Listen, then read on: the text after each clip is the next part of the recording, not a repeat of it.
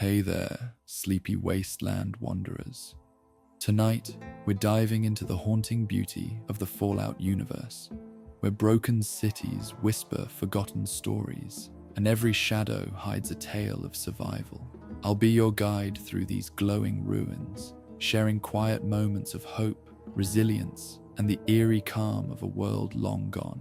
Welcome, fellow wanderer of a broken world, to a quiet reckoning with what it truly means to survive after the end of everything.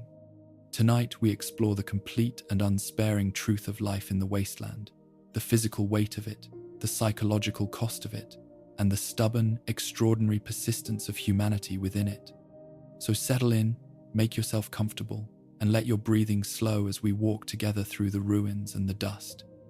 There is no need to hold on to every detail. Simply let the story move through you like wind across open, ancient ground. Close your eyes when you are ready, and let us begin. The world that ended on October 23rd, 2077, did not end quietly, and it did not end without warning. It ended the way most great catastrophes end, not as a sudden rupture in an otherwise healthy civilization, but as the final collapse of a structure that had been failing for a very long time. Its rot so deeply embedded in its foundations that by the time the walls came down, those who understood what was happening could only watch, and those who did not understand it could not have been made to believe it in time to matter. To understand what it meant to survive the Great War, it is necessary first to understand the world that the Great War destroyed, because the horror of what came after was inseparable from the particular character of what was lost. The America of 2077 was not the America of any historical period that preceded it.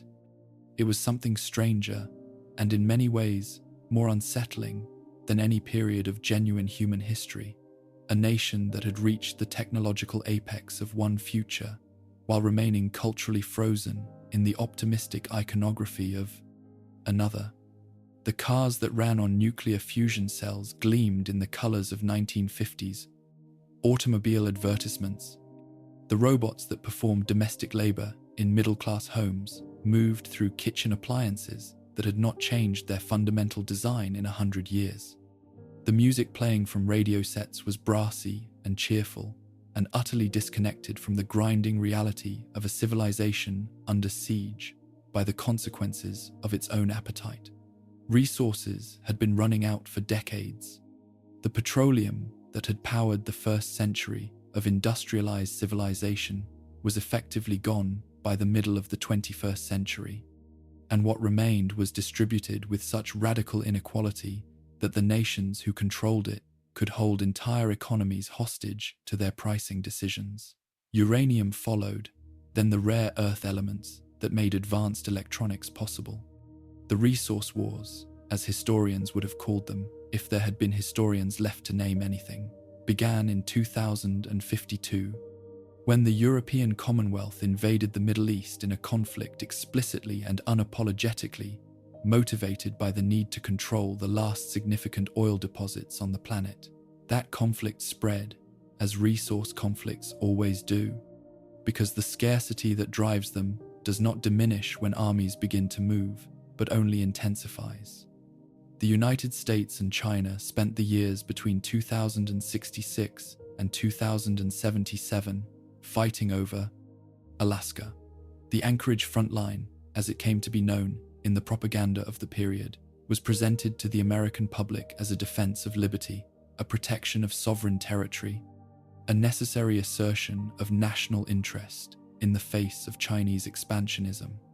What it actually was, in the accounting that no one in authority was willing to make publicly, was a war for the last accessible oil pipeline in North American territory, a war that consumed a generation of young soldiers in conditions of extraordinary hardship, and that was prosecuted with the particular desperation of people who understood, at some level they could not fully articulate, that defeat meant the end of the civilization they were fighting to preserve. The America that had sent those soldiers to Alaska was not, by 2077, the confident superpower of the 20th century's middle decades. It was a nation under internal pressure that the optimistic sheen of its consumer culture was no longer adequate to conceal.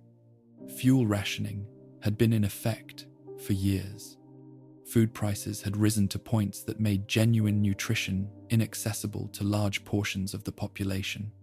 The military's increasing reliance on technologies produced by the private corporation known as Vault-Tec and the weapons manufacturer, the West Tech Research Facility, had created a relationship between the government and the defense industry that made any meaningful policy distinction between them essentially theoretical. When the United States government commissioned the construction of 122 vaults across the country, massive underground shelters supposedly designed to protect the civilian population through nuclear war, the public accepted this as evidence that the government was prepared, that plans existed, that someone in authority was taking the necessary precautions. They could not have known what those vaults actually were. But the morning of October 23rd was not yet a morning of revelations. It was, for most of the people who would live through its first hours and die in its last, simply a morning. A Tuesday. The sky above Boston was the particular clear blue of a New England autumn, the kind of sky that appears in the work of landscape painters and on the covers of magazines, and that makes people who live in cloudy climates understand, instinctively and without being told, why the Puritans who settled there believed they had found a promised land. A teacher in the Back Bay neighborhood was preparing lesson plans for the following week, grading papers from her morning class with the specific combination of affection and mild exasperation that characterizes every teacher's relationship to the students they genuinely care about. A mechanic in Roxbury was 3 hours into a shift at an auto repair shop, working on a fusion cell that had been throwing error codes since the previous day, his hands already greasy, his radio playing something cheerful and irrelevant from a station he had been listening to since he was a child. A woman in Cambridge was walking her dog along the Charles River, watching the reflected sky in the water, thinking about what she was going to make for dinner. In the Mojave Desert, the morning came differently. As desert mornings always do abruptly, the sun arriving with a specificity that the filtered light of an eastern seaboard autumn never quite achieves. A farmer checking the water pressure in his irrigation lines noted that a section of pipe had developed a slow leak overnight and made a mental calculation about how much the repair would cost against how much water was being lost. A caravan operator preparing for a day's journey from one small settlement to another was checking his cargo manifest and arguing quietly with a hired guard about the guard's share of the day's payment. A woman who ran a small radio repair shop in a town that would someday no longer exist was eating breakfast and listening to the morning news with the half attention of someone who has heard too many mornings of news that seemed urgent at the time and proved to mean nothing by the following week. In the capital, in the gleaming corridors of a government that still believed in its own authority, officials were meeting, generals were briefing politicians, intelligence analysts were presenting their assessments of Chinese capabilities and intentions, their voices carrying the measured cadence of people who are professionally obligated to speak calmly about things that should, by any reasonable measure, be causing them to speak very differently. The calculations being made in those rooms were the final calculations of a civilization that had been calculating badly for a generation, assessments of acceptable risk, tolerance for escalation, the strategic logic of first strikes and second strikes, and what counted as a provocation sufficient to justify a response that could not be walked back. The sirens, when they finally sounded, came too late to mean anything. At 9:42 in the morning, Eastern Standard Time, the first warhead detonated, then the second, then dozens, then hundreds. In a cascade of destruction, so comprehensive and so precisely coordinated that the word accident became meaningless. This was not a failure of diplomacy or a miscalculation or an accident of timing. This was the deliberate application of nuclear weapons on a scale that the human mind was genuinely not equipped to process in real time. The The cities of the eastern seaboard, Boston, Washington, New York, Philadelphia, absorbed multiple strikes each. The West Coast absorbed its own share. The industrial centers of the Midwest, the military installations scattered across the continent's interior, the network of infrastructure that had held the nation together as a functional entity for nearly 3 centuries. All of it became, in the space of less than 2 hours, either a crater, a fire, or a ruin. The thermal pulse from a nuclear detonation travels at the speed of light. It arrives before the sound, before the blast wave, before any physical sensation that the body's nervous system has time to process and classify. Anyone facing in the direction of a detonation who was not shielded by terrain or structure would have their retinas burned before they had any cognitive awareness that something was happening. The blast wave followed seconds later, a wall of compressed air moving at speeds that reduced reinforced concrete buildings to rubble, that overturned vehicles and stripped trees of their leaves and broke windows across a radius that extended for miles. The fires that followed the blast waves burned for days in cities that had become their own fuel. In the spaces between the strikes in the basements and underpasses and subway tunnels, where some people had taken shelter when the sirens sounded, survivors emerged into a world that was recognizable in its physical geography, but alien in every other respect. The streets of Boston were still the streets of Boston, but they ran through rubble now rather than neighborhoods. The Charles River still flowed, but it would soon be carrying the runoff from fires and the fallout from a sky that was darkening with debris, even as the last detonations were still reverberating across the horizon. The teacher who had been grading papers, if she had been fortunate enough to be in a basement room when the blast wave passed, emerged to find her school standing, but her city burning. The mechanic in his repair shop, if the building had held, found the outside light wrong in a way that took several minutes to understand the sky, turning from clear blue to a heavy, particular grey. The light taking on the flat quality of an overcast day, except that the clouds were not clouds. The vault doors were closing.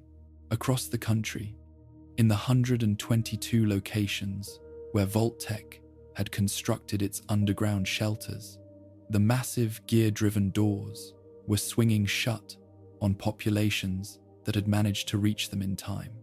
The vaults could house several thousand people, each a significant number in absolute terms, and catastrophically inadequate in relation to the population of a nation of hundreds of millions. Outside many vault doors, crowds pressed against the closing metal, understanding what the closure meant, understanding that the people inside would survive and the people outside would not.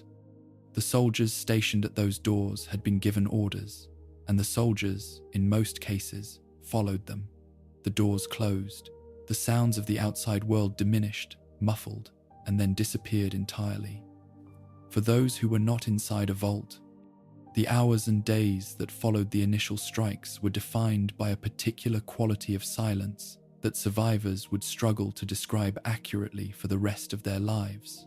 A silence that was not the absence of sound, but the presence of the wrong sounds in place of all the familiar ones. No traffic, no aircraft, no construction noise, no voices from neighboring apartments, no music from open windows. Instead, the distant sound of fires, the occasional structural collapse of a damaged building, the wind moving through streets that had been emptied of everything that had previously animated them. The birds, which had been singing in parks and on rooftops an hour before, were gone. A fine, dark dust began to settle on every exposed surface within the first hours, carried by winds that moved it far beyond the immediate blast zones. This was not ordinary dust. Anyone who touched it and then touched their eyes, anyone who breathed it in sufficient quantity, anyone who allowed it to settle on skin that was already abraded or injured, was absorbing radioactive particles that would begin working on their cellular structure immediately, and without the courtesy of symptoms that might communicate the damage being done. The black rain that followed the dust, thick, oily precipitation that fell in the days after the bombing, carrying particles that had been swept into the upper atmosphere and were now returning to Earth contaminated every open water source it touched, the rivers, the reservoirs, the shallow wells that rural communities had depended on for generations. In a world that had lasted for centuries, the time in which anything resembling the old civilization remained recognizable was measured in days. The people who survived the first week were not yet wasteland survivors, in the sense that the centuries to come would make meaningful. They were simply people who had managed to stay alive through the most disorienting and overwhelming experience that human beings had ever collectively undergone. Many of them still believed, in those first days, that help was coming, that emergency response systems were being organized somewhere beyond their line of sight, that the government had plans for exactly this contingency, that the silence on the radio frequencies was temporary and would resolve into instructions and reassurances before very long. The process by which each survivor arrived at the understanding that this was not temporary, that the silence was not going to break, that they were not waiting for rescue but for the end of the world. They had known that process took different amounts of time for different people, and it was, in almost every case, one of the most profoundly isolating experiences a human being could undergo. The sun set on October 23rd, behind a sky that no one who had seen it could describe without reaching for words, that the language had not been designed to contain. The fires on the horizon, the unnatural quality of the light, the absolute stillness of streets that should have been full of the noise of a city continuing to live. By morning, the world was something else entirely, and the people who woke in it would spend the next 2 centuries, their own lives, their children's lives, their children's lives, learning what that something else required of them. The bombs fell on a Tuesday, and by the following Tuesday, the old world was already a memory that the living could no longer afford to spend much time inhabiting. Survival in the immediate aftermath of the Great War was not a matter of courage or resourcefulness or any of the qualities that pre-war adventure stories had associated with the concept. It was a matter of biology, of whether the body's cells could sustain the damage being done to them at the molecular level, of whether the organs responsible for filtering and repairing that damage could continue functioning under a load they had never been designed to carry. The bombs had not merely destroyed cities and infrastructure, they had poisoned the fundamental substrate of life itself, saturating the soil and water and air with radioactive particles that interacted with living tissue in ways that no amount of will or determination could negotiate with or override. Radiation sickness presented itself in a pattern that was cruelly designed to deceive. In the first hours after significant exposure, the kind of exposure that a person would sustain if they had been within a certain radius of a detonation without adequate shielding, or if they had spent time in the days following the bombing in areas of heavy fallout, the symptoms were those of a moderate illness: nausea, headache, a general sense of malaise that the body's nervous system reported as something like a very bad flu. Many people who received ultimately lethal doses of radiation in those first days and weeks felt, within 24 to 48 hours, a genuine improvement. The nausea subsided. The headache retreated. They felt, if not well, then at least functional, capable of moving, planning, working. This was the phase that medical science had long recognized as the latent period, and it was, in the context of the post-war world, a form of terrible mercy. The body's repair mechanisms were working at maximum capacity, attempting to address the cellular damage that radiation had inflicted, and for a brief window they could maintain something like normal function. But the damage was too extensive and too deep to be repaired. The bone marrow that produced the immune system's cellular components was compromised. The intestinal lining that protected the body from its own digestive processes was beginning to fail. The systems that regulated bleeding and clotting were losing their ability to function accurately. When the latent period ended, it ended without warning. Hair fell out in the quantities that suggested not ordinary loss, but the complete failure of the follicular structures responsible for growth. Gums bled without provocation. The skin, which had appeared intact, began to show evidence of internal hemorrhaging bruises that appeared without any corresponding impact, spreading and deepening as the blood lost its ability to clot normally. The immune system, stripped of its cellular components by bone marrow failure, ceased to function in any meaningful sense, leaving the body vulnerable to every bacterial and viral threat in its environment at precisely the moment when its environment had become maximally hostile. Infections that a healthy immune system would have contained in hours became systemic within days. For those who had received the highest doses, death came within weeks. For those whose exposure fell in a middle range, the process was slower and, in some respects, more difficult, a drawn-out deterioration that the body's residual resources could delay but not prevent. Millions died this way in the weeks following the Great War. In the ruins of cities and in the fields beyond them, in basements where they had taken shelter, and in the open roads they had tried to walk to safety. They died without medical care, without the transfusions and bone marrow treatments that might have extended their lives in a world where such interventions remained possible. Many of them died without understanding what was happening to them, because the mechanisms of radiation damage were not part of the common knowledge base that most people carried, and because the world's capacity to communicate such information had been destroyed along with everything else. But radiation sickness was only the most immediate of the post-war world's biological assaults.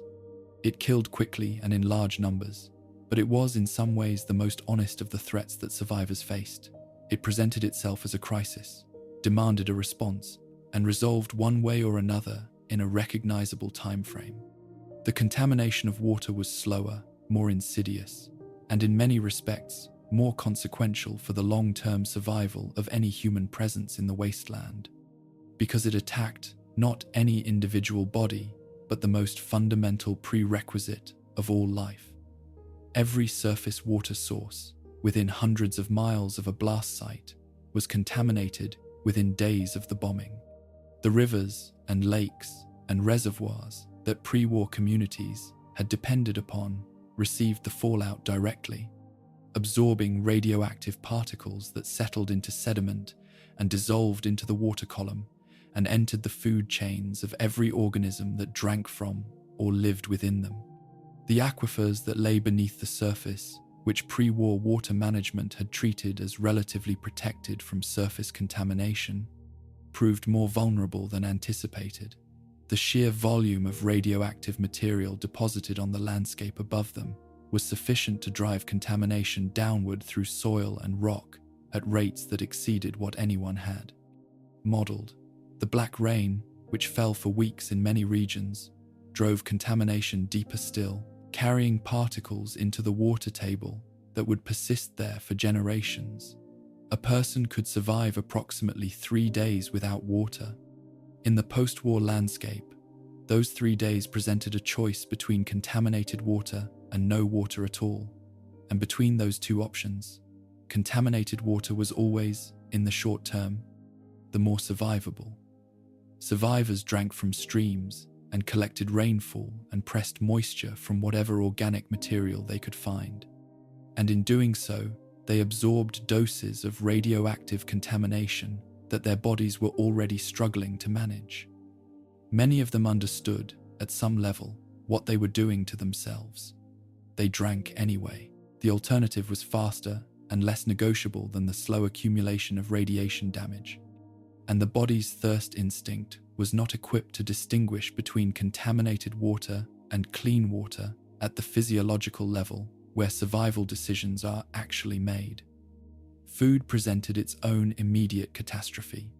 The agricultural systems that had fed pre-war America were among the most complex and highly integrated infrastructures that civilization had ever constructed. Vast networks of farms and processing facilities and distribution, systems that depended for their function on an uninterrupted supply of fuel, mechanical parts, chemical inputs, and the labor of people who were now dead or displaced or occupied entirely with their own immediate survival. Every element of that system failed simultaneously on October 23rd, and nothing replaced it. The food that existed in grocery stores and warehouses and distribution centers on the day of the bombing was consumed or looted within days. Not because people were particularly violent or irrational in their behavior, but because hunger is among the most powerful motivators available to a biological organism, and because in the absence of any functioning authority or social contract, the food that remained was simply taken by whoever was present and capable of taking it. The social norms around property and commerce that had governed food distribution in the pre-war world were not repealed by any decision or declaration. They simply ceased to have any enforcement mechanism, and things without enforcement mechanisms exist only as long as enough people choose to honor them voluntarily. After the stores were empty, foraging began.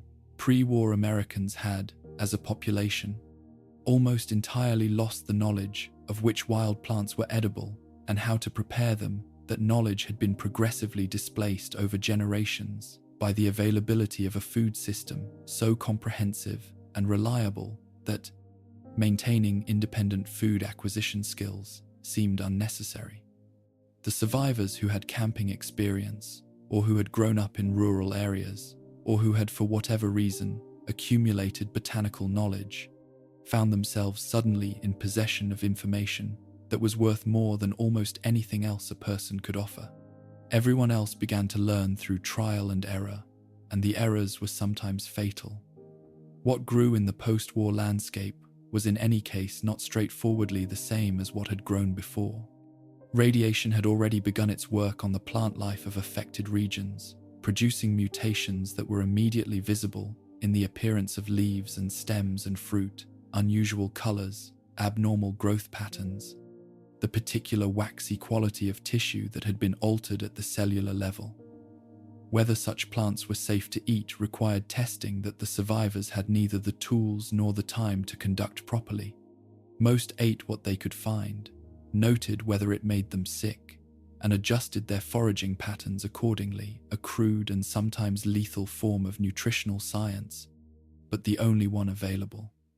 The creatures that had survived the bombing in affected areas had undergone their own immediate transformation, or were in the early stages of undergoing it. The small mammals and insects that formed the base of terrestrial food chains were present, but their behavior was already changing in ways that suggested neurological effects from radiation exposure. Some were aggressive beyond anything their pre-war behavior patterns would have predicted. Some moved in the erratic, disoriented patterns of animals whose nervous systems were failing. Some appeared outwardly normal and could be hunted and eaten. But the question of how much radiation a person was absorbing through their food was one that could not be answered with precision by anyone who lacked functioning scientific equipment, which was essentially everyone. Disease arrived as a third wave, following the immediate destruction and the radiation exposure and the food and water crisis with a terrible efficiency that reflected the complete collapse of the public health infrastructure that had kept it contained in the pre-war world. Cholera, which requires only contaminated water and crowded conditions to establish itself in a population, was among the first to emerge. The combination of compromised water sources and populations of survivors gathered together in whatever shelter they could find created ideal conditions for its transmission. Typhoid followed similar pathways. Dysentery, which the pre-war world had largely controlled through basic sanitation, became a significant cause of mortality in a world where sanitation had ceased to function. But it was the infections born of injury that claimed perhaps the greatest toll in those first months. The bombing had left enormous numbers of survivors with wounds from blast debris, from structural collapses, from the fires, from the violence that had already begun to emerge between desperate people competing for the same scarce resources. In the pre-war world, a cut that became infected was a minor medical inconvenience. Antibiotics had been so effective and so widely available for so long that the concept of dying from an infected wound had become genuinely foreign to most people's understanding of how death worked. In the post-war world, without antibiotics, Without sterile wound care, without any of the infrastructure that had made infection management routine, wounds became life-threatening within days. People who had survived the bombing itself, who had found food and water and shelter, who had managed to evade the violence of the first chaotic weeks, died of infections that entered through injuries sustained in the ordinary course of surviving. Childbirth killed women in the post-war world at rates that mirrored those of the 18th century, because everything that had made childbirth relatively safe in 2077, the hospitals, the trained medical staff, the surgical capability, the blood supply for transfusions, the antibiotics for postpartum infection was gone. The children who survived birth entered a world where the mortality rate for infancy was higher than it had been at any point in recorded American history. Stripped of the vaccinations and nutritional support and medical monitoring that had made childhood survivable as a matter of ordinary expectation rather than extraordinary luck. And through all of it, the greatest damage being done was to something that did not show up in any physical examination. The psychological shock of the Great War's aftermath was a wound that the survivors of those first weeks and months had no language to describe, partly because the psychological vocabulary for processing what they were experiencing did not yet exist in a world where everything that had supported psychological health, community, stability, predictability, the fundamental sense that tomorrow would bear some resemblance to today, had been removed simultaneously. People experienced disbelief first, and then a kind of functional disconnection from reality that allowed them to continue moving and making decisions, while some deeper part of their consciousness refused to accept what their senses were reporting. This was adaptive. In the short term, the mind's refusal to fully process the magnitude of what had happened allowed the body to continue performing the immediate tasks of survival. But it meant that the grief, which was the appropriate response to what had been lost, was deferred, accumulated, stored without processing in the psychological equivalent of the contaminated soil that was accumulating radioactive particles around them. When the grief eventually broke through, as it always did, in the quiet moments, in the dark, in the spaces between the immediate demands of survival, it was enormous. Not just for specific people, though the loss of specific people was part of it. For everything. For hot water that came from a tap when you turned it. For the refrigerator that kept food safe without any intervention. For the particular sound of a city at night, when the lights were still on and the traffic was still moving, and the ordinary machinery of human life was operating as it always had. For the assumption, which survivors had never consciously articulated because it had never needed articulating, that the world would continue to function tomorrow in roughly the same way it had functioned yesterday. That assumption, which had been so foundational that it felt less like a belief than a physical law, was simply gone. And in its absence was something that the survivors of those first terrible weeks had no name for and no means of addressing. The first winter after the bombing was the final accounting of the old world's death. The debris and ash that the nuclear explosions had thrown into the upper atmosphere reduced the amount of sunlight reaching the surface of the Earth across the northern hemisphere to levels that collapsed what remained of the growing season. Temperatures fell. Whatever crops had been in the ground when the bombs fell died in conditions that no cold weather variety had been selected to survive. The nuclear winter that followed, not as dramatic or complete as the worst projections had predicted, but significant enough to matter enormously to populations that were already at the edge of what they could endure, pushed millions more people across the threshold between surviving and not surviving. Those who made it through that first winter were not uniformly the strongest or the most ruthless, or those who had made the most aggressive claims on the available resources. The survivors of those early years were often simply those who had found each other, who had recognized, in the midst of everything, that a person alone was a person doomed, and that whatever social instincts remained after the psychological shock of the bombing pointed toward the same conclusion that the logic of survival pointed toward. Community was not a luxury that the post-war world could not afford. It was the precondition of everything else, the foundation without which no other form of survival was ultimately sustainable. From the wreckage of the old world's first terrible year, people began tentatively, imperfectly, at enormous cost to build. There is a particular quality to betrayal that distinguishes it from ordinary harm. Ordinary harm, the violence of circumstance, the indifference of nature, the random cruelty of a world that was never designed with human welfare as its organizing principle, carries no moral weight beyond its immediate consequences. It is simply what happens when the universe operates according to its own logic, without reference to the desires and vulnerabilities of the conscious beings who inhabit it. Betrayal is different. Betrayal requires trust as its precondition, and it requires a deliberate choice to violate that trust by someone who understood what they were doing and did it anyway.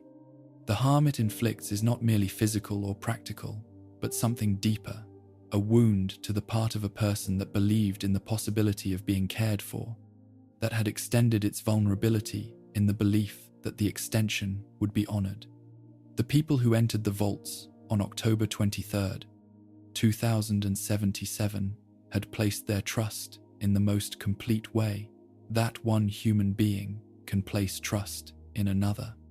They had surrendered their physical safety, their freedom of movement, their connection to everything they had known, their autonomy over their own futures, to an institution that had presented itself as the guardian of their survival.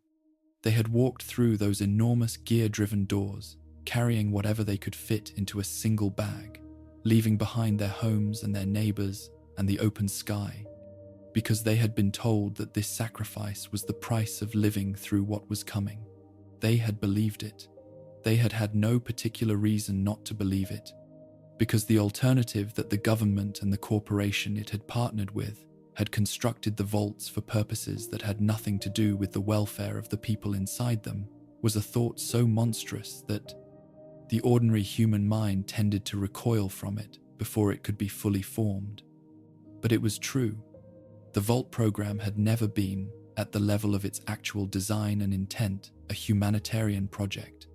It had been developed through a collaboration between the United States government and the Vault-Tec Corporation as a mechanism for studying human behavior under conditions of extreme stress, isolation, and deprivation, a research initiative that required, as its raw material, populations of human beings who could be subjected to specific experimental variables without their knowledge or consent and observed over extended periods of time. The official framing of the vaults as survival shelters was not incidental to this purpose, but essential to it, because the research required subjects who were genuinely committed to remaining in their assigned location, who had no alternative and no external reference point, who could be monitored comprehensively and whose behavior could be shaped by whoever controlled the systems they depended upon for air and water and food and light. Each vault had been assigned a specific experimental protocol. Each protocol had been designed to test a particular hypothesis about human behavior, social organization, or psychological resilience. Some of the experiments were relatively benign in their immediate effects. Studies of isolation, of the generational transmission of culture, of how communities organize themselves in the absence of external input. Others were not benign in any sense of the word that could be made to hold up under examination. Vault 11 was, by any accounting, among the most methodically cruel of all the experimental designs that Vault-Tec's researchers had produced. The inhabitants who sealed themselves inside on the day of the bombing were a cross-section of the population that might be found in any mid-sized American community: professionals, tradespeople, families with children, elderly couples who had been persuaded that the vault represented their best chance of surviving long enough to see what came after. They had been told, once the doors closed and the world above began its process of burning, that the vault's computer system required a human sacrifice each year. The precise nature of the requirement was communicated through the facility's intercom with a bureaucratic calm that made it sound like a maintenance requirement rather than a demand for a human life if one inhabitant was not sacrificed annually to what the system termed the overseer's chamber. All of the other inhabitants would be destroyed by automated systems built into the facility itself. There was no obvious way to verify this claim. There was no obvious way to refuse it. The people of Vault 11, confronted with a demand that violated every moral principle they had brought with them from the pre-war world, did what people do when they are presented with an impossible choice between a terrible option and an even more terrible one. They found a way to comply. They developed an election system for selecting the annual sacrifice, a process that evolved over the years into something with its own rituals and political dynamics, its own strategies and coalitions, its own methods of determining whose life was worth less than the continuation of everyone else's. They held their elections and they delivered their sacrifices, and they told themselves that there was no other choice, because in the absence of any information that contradicted this belief, the belief was psychologically necessary for the continuation of life in any form. What they could not have known what was discovered only after the fifth sacrifice, when a small group of inhabitants finally refused to comply and expected the automated systems to execute everyone, and instead found themselves receiving a recorded message from the facility's original operators, was that the threat had never been real. The demand for a sacrifice had been a test of compliance, nothing more. The automated systems had no capacity to harm the inhabitants. The 5 people who had been killed over the preceding years had died for a premise that was false from the beginning, engineered by researchers who wanted to know whether a confined population would maintain its moral principles under conditions of existential pressure, or whether it would develop mechanisms for routinizing atrocity when the alternative appeared to be collective destruction. The researchers got their answer.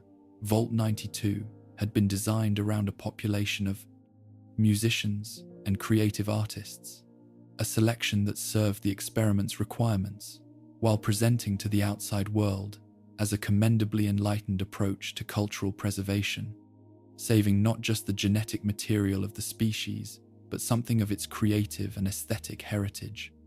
The musicians who entered Vault 92 carried their instruments with them, and for a time, the facility had the character that its public presentation had promised: a community of people with a shared language of creativity, finding in the practice of music a means of processing the extraordinary situation in which they found themselves.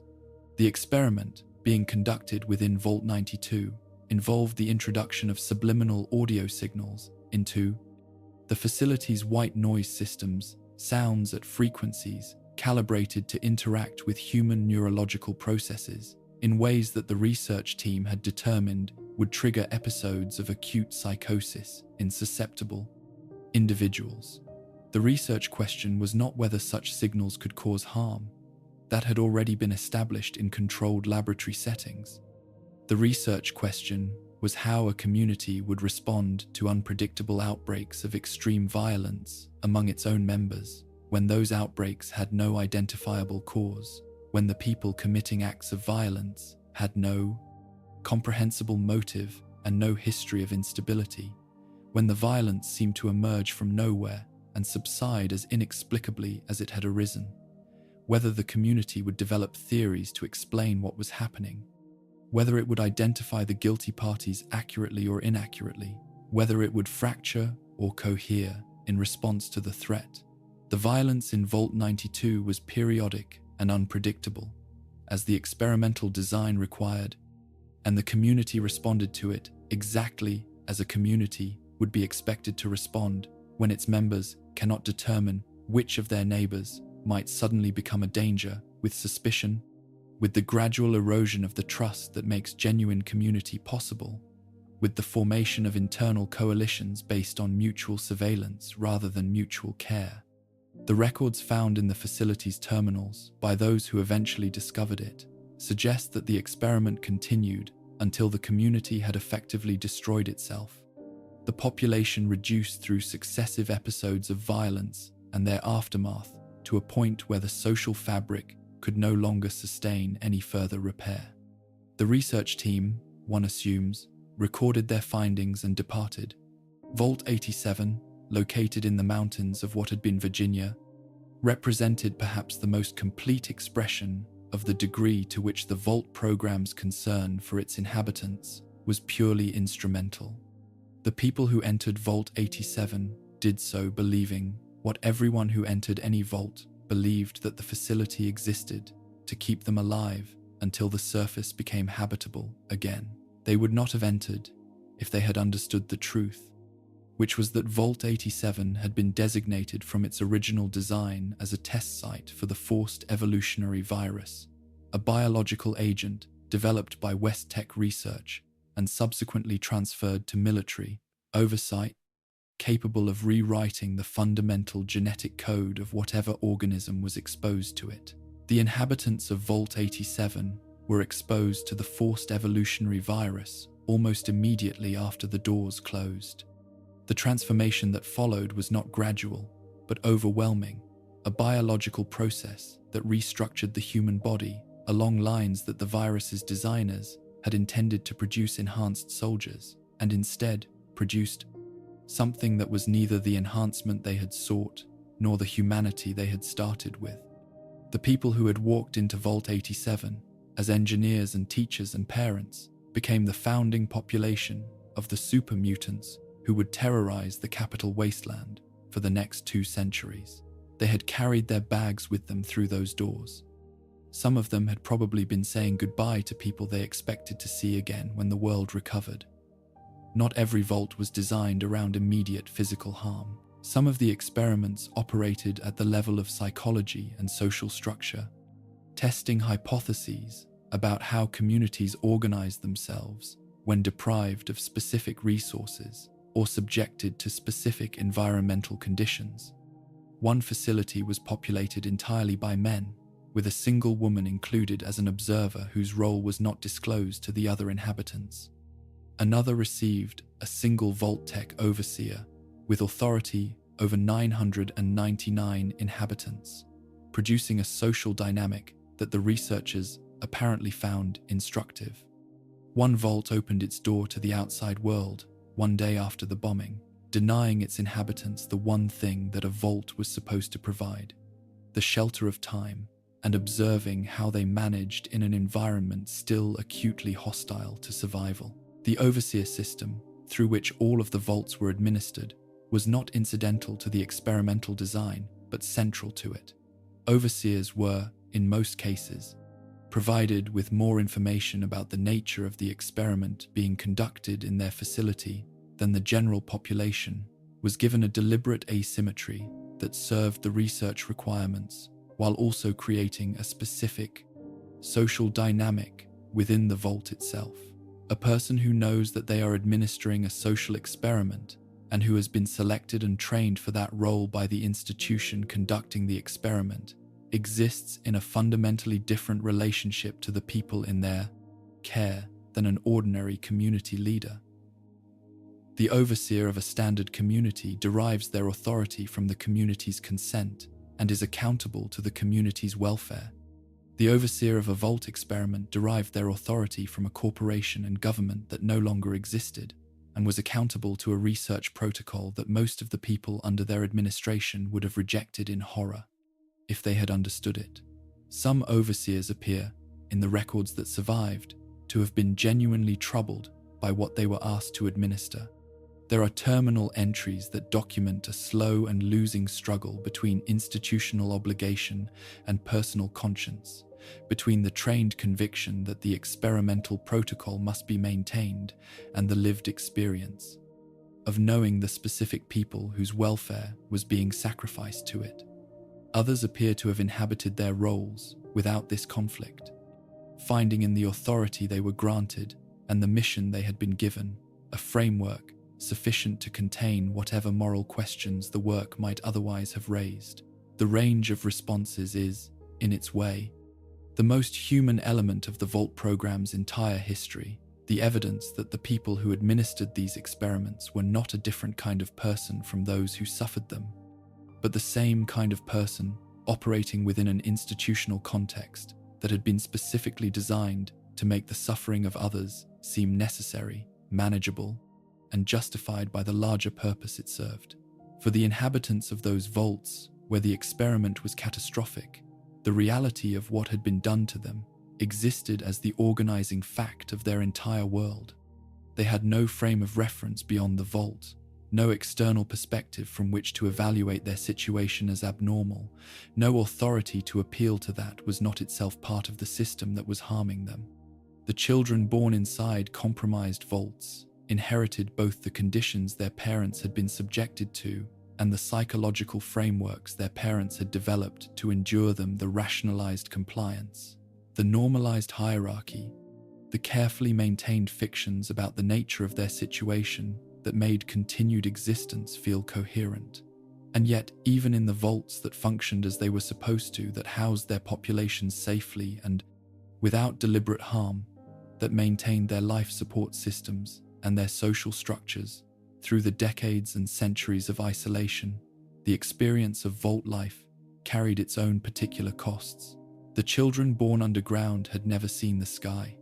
They knew daylight only as the artificial cycling of fluorescent lighting that the vault's systems administered according to a programmed schedule designed to approximate the circadian rhythms of a world they had never experienced.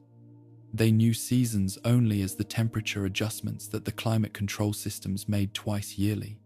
They knew the world only as a series of concrete corridors and communal spaces, familiar to the point of suffocation, populated by the same faces they had known since birth, offering no horizon that extended beyond the next intersection. The psychological literature on prolonged confinement, developed in the pre-war world through studies of prisoners and submariners and polar researchers, had identified a constellation of effects that emerged reliably from extended isolation in enclosed spaces: increased anxiety, disrupted sleep patterns, heightened interpersonal conflict, a particular form of cognitive narrowing that made abstract thinking increasingly difficult as the mind turned inward for its stimulation.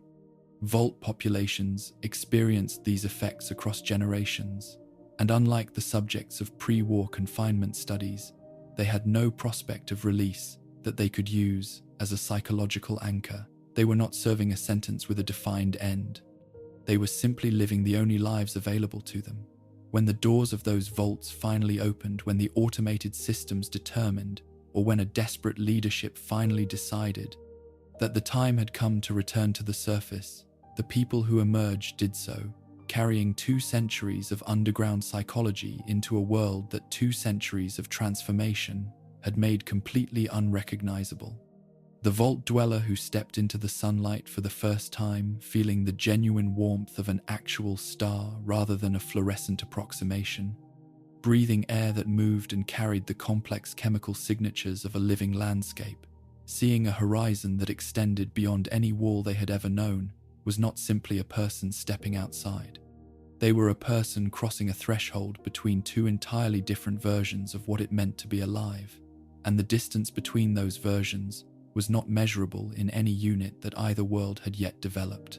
What awaited them on the other side of that threshold was the wasteland, scarred and strange and dangerous, populated by creatures and communities and hazards that nothing in their preparation had equipped them to navigate.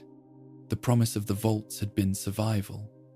What the vaults had actually delivered was something more complicated and in many respects more difficult: 200 years of life in a bottle, followed by the necessity of learning everything that mattered about the world all over again, from the beginning, in a landscape that offered no patience and no forgiveness for the process of learning. The human impulse toward community is not a luxury that emerges only after the basic requirements of survival have been satisfied. It is itself a survival requirement, as fundamental as the need for water or shelter, rooted in the same evolutionary logic that produced every other feature of human biology. The evidence for this is not theoretical, but observable in the behavior of survivors across every region of the post-war world. Because everywhere that people managed to endure the first terrible years, They did not do so alone. They found each other. They organized themselves. They established rules and divided labor and created the fragile social architectures that turned a collection of frightened individuals into something capable of outlasting any single one of them. This process was not clean or straightforward. The communities that formed in the wasteland's early decades were built under conditions of such extreme pressure and such complete institutional vacuum that they could not afford the deliberative processes through which stable societies are normally constructed. There were no constitutions drafted, no founding charters debated through careful democratic procedure. There were people with resources and people without them, people with skills and people desperate to learn, people willing to lead and people exhausted enough to follow. And from these raw materials, the first communities assembled themselves, according to a logic that was more biological than political. The logic of organisms finding a configuration that works well enough to sustain continued function. The settlements that emerged across different regions of the wasteland in the decades following the Great War shared certain structural features regardless of their location, their founding population, or the specific conditions of their environment. Every successful community required a reliable water source and built itself around one, the spring, the well, the river section that could be partially filtered, the pre-war water treatment facility that someone had managed to get running again at reduced capacity. Every successful community required walls or terrain features that provided defensible shelter from the threats that the wasteland's ecology generated continuously and without sympathy. Every successful community required someone willing to make decisions under uncertainty and communicate them with enough authority that others would act on them, even when those decisions were wrong, and even when the people following them were not fully persuaded. In California, which had absorbed its share of nuclear strikes, but retained larger areas of relatively habitable terrain than the devastated northeastern corridor, the process of community formation moved more quickly than in the most severely affected regions. The survivors who came together in what would eventually become the hub arrived at their location through the particular combination of geography and desperation that determines so much of post-war settlement: a caravan trail that crossed a section of the Mojave Desert, a water merchant named Harold, with a claim to one of the few reliable water sources in the region, and the basic human truth that where water could be reliably obtained, people would gather and stay. The hub grew not through planning, but through accretion. One family with a water claim became a small community of people willing to pay for access to that water. The community required trade to sustain itself, which meant that merchants began to arrive and eventually to stay. Merchants required security for their goods, which meant that armed individuals found work and purpose. Security required administration, which meant that someone had to keep records and adjudicate disputes, which meant that the rudiments of governance emerged not because anyone had decided to create a government, but because the functions that governance performs were needed and someone had to perform them. The particular form that these functions took in the hub reflected the specific history and population of the place, the trade networks that had grown up around its water supply, the merchant culture that gave economic activity a central role in its social organization, the pragmatic rather than ideological character of its leadership. What the hub represented was something more significant than a single, successful settlement. It was a node in a network, and the network was the beginning of civilization. The caravans that moved through the hub connected it to other settlements, and those settlements to others still, creating webs of exchange that carried not just goods but information, news of dangers on specific routes, knowledge of what was available in distant communities, the cultural and linguistic patterns that began, gradually, to create a shared identity among people who had previously known only their own small corner of the wasteland. Trade is, among other things, a mechanism for the transmission of trust across distances, and in a world where trust was the scarcest commodity of all, The development of trading relationships carried implications that extended far beyond the movement of caps and Brahmin meat and salvaged pre-war goods. The new California Republic that eventually emerged from this network of Western settlements was the most ambitious political project of the post-war world, an attempt to reconstruct not just the functions of governance, but its democratic form, to build a representative government with a Senate and an elected president and a professional military and a legal system, to create in the wasteland something that would have been recognizable to the founders of the nation that the Great War had destroyed. Its founding settlement at Shady Sands, established by vault dwellers who carried with them both the physical resources of their vault and the cultural memory of a civilization they had not personally experienced but had been educated to value, embodied the particular ambition of those who believed that the pre-war world, for all its failures, had produced something worth attempting to recover. The people of Shady Sands planted their crops in soil that they had tested carefully for radiation content, and the crops they planted were those best adapted to their specific conditions. The species whose pre-war agriculture had proven most resilient, supplemented by the mutated varieties that the post-war landscape had produced, and that turned out to be, in many cases, more nutritious and more hardy than anything that corporate agriculture had developed in the centuries before the bombing.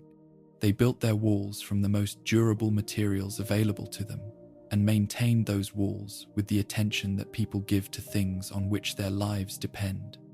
They established a school because the transmission of knowledge to the next generation was understood not as an optional cultural amenity, but as the most critical long-term infrastructure project available to a community trying to sustain civilization across time. What this school taught was not the curriculum of the pre-war world, though elements of that curriculum survived in the materials available to the teachers and in the knowledge those teachers carried. It taught what the wasteland required: the practical knowledge of agriculture and medicine and engineering and navigation and threat assessment, combined with enough of the broader human knowledge base to give the next generation the conceptual tools they would need to continue building on what their parents had started. The children of Shady Sands learned to read from pre-war textbooks and to shoot from the adults who had survived long enough to pass the skill on, and the combination of these two educations was the beginning of a population that could do both things simultaneously and understood why both were necessary. The settlements of the East Coast grew under different conditions and developed different characters.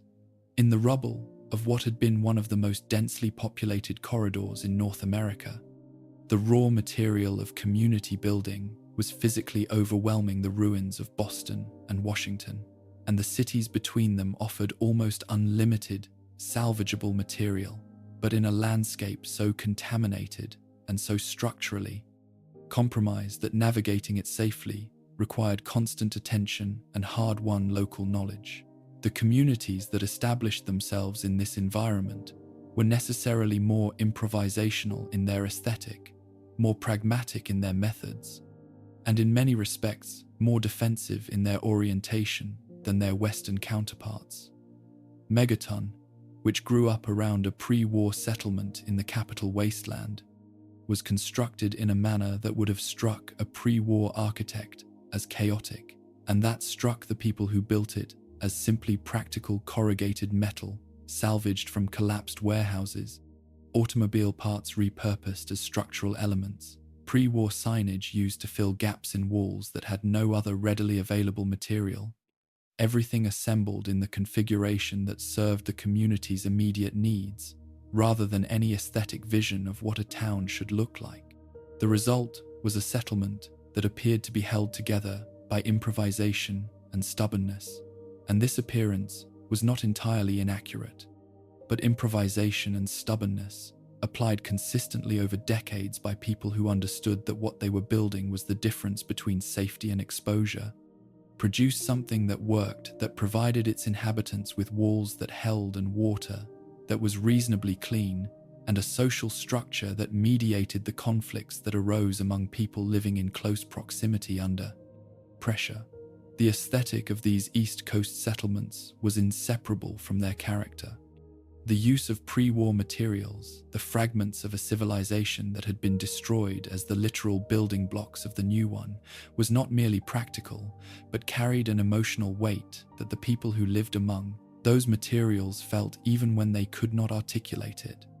Every sheet of corrugated metal that had once been the wall of a factory, every doorframe salvaged from a collapsed house, every pipe repurposed from a pre-war plumbing system, was a physical connection to a world that the adults remembered and the children knew only through those adults' stories.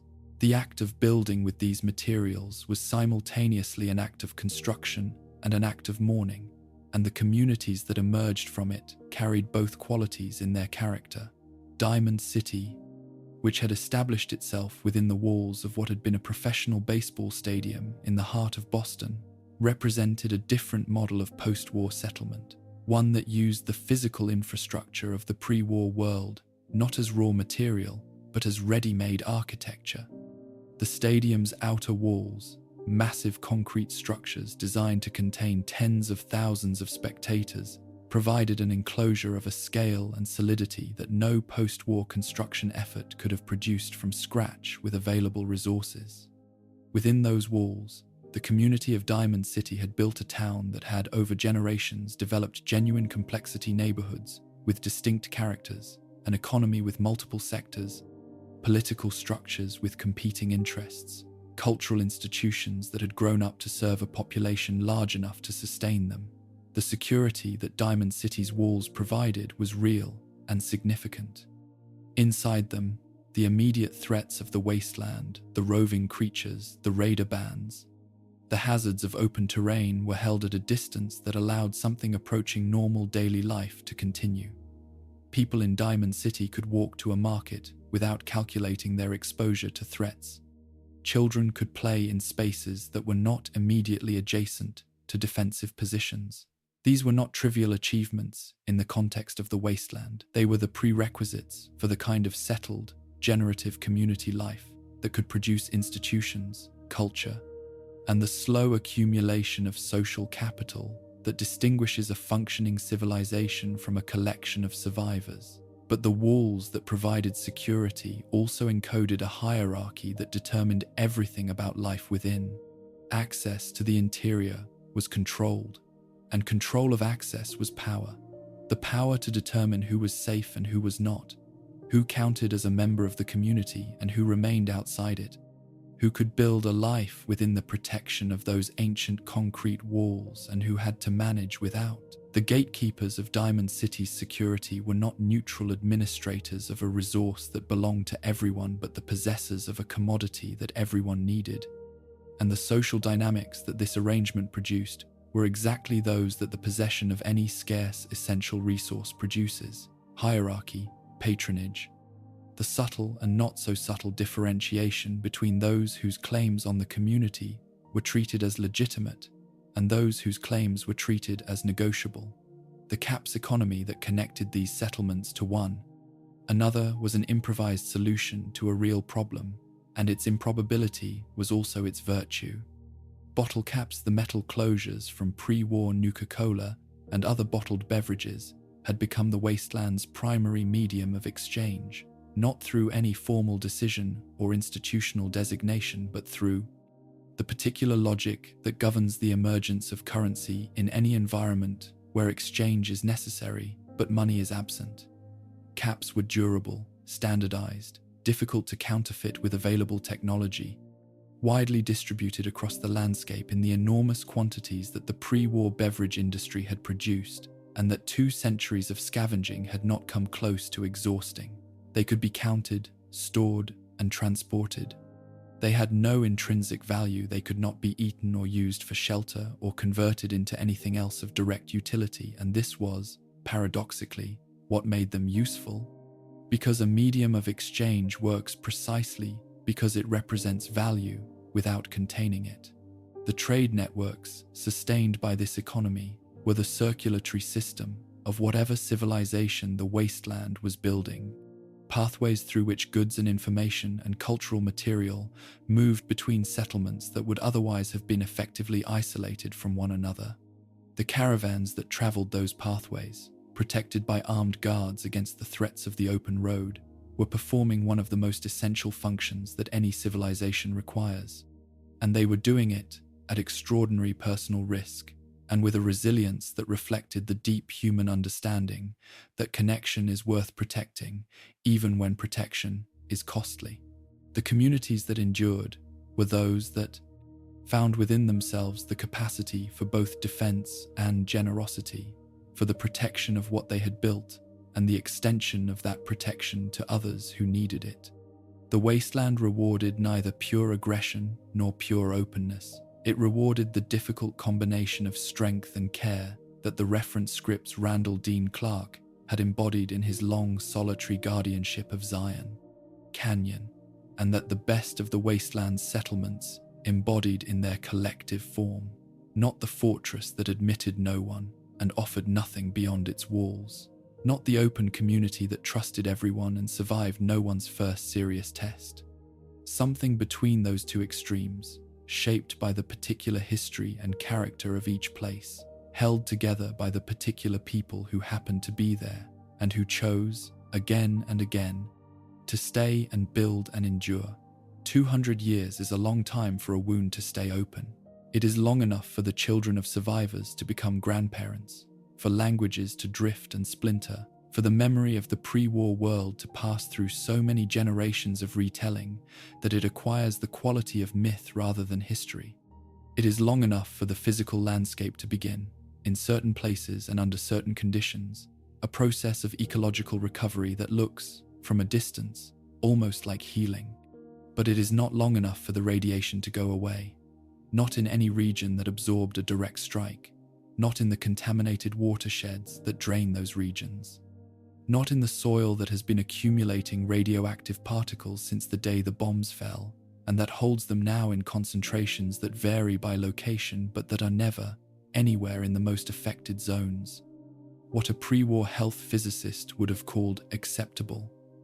The wasteland survivor wakes each morning into a world that is trying, at the molecular level, to kill them.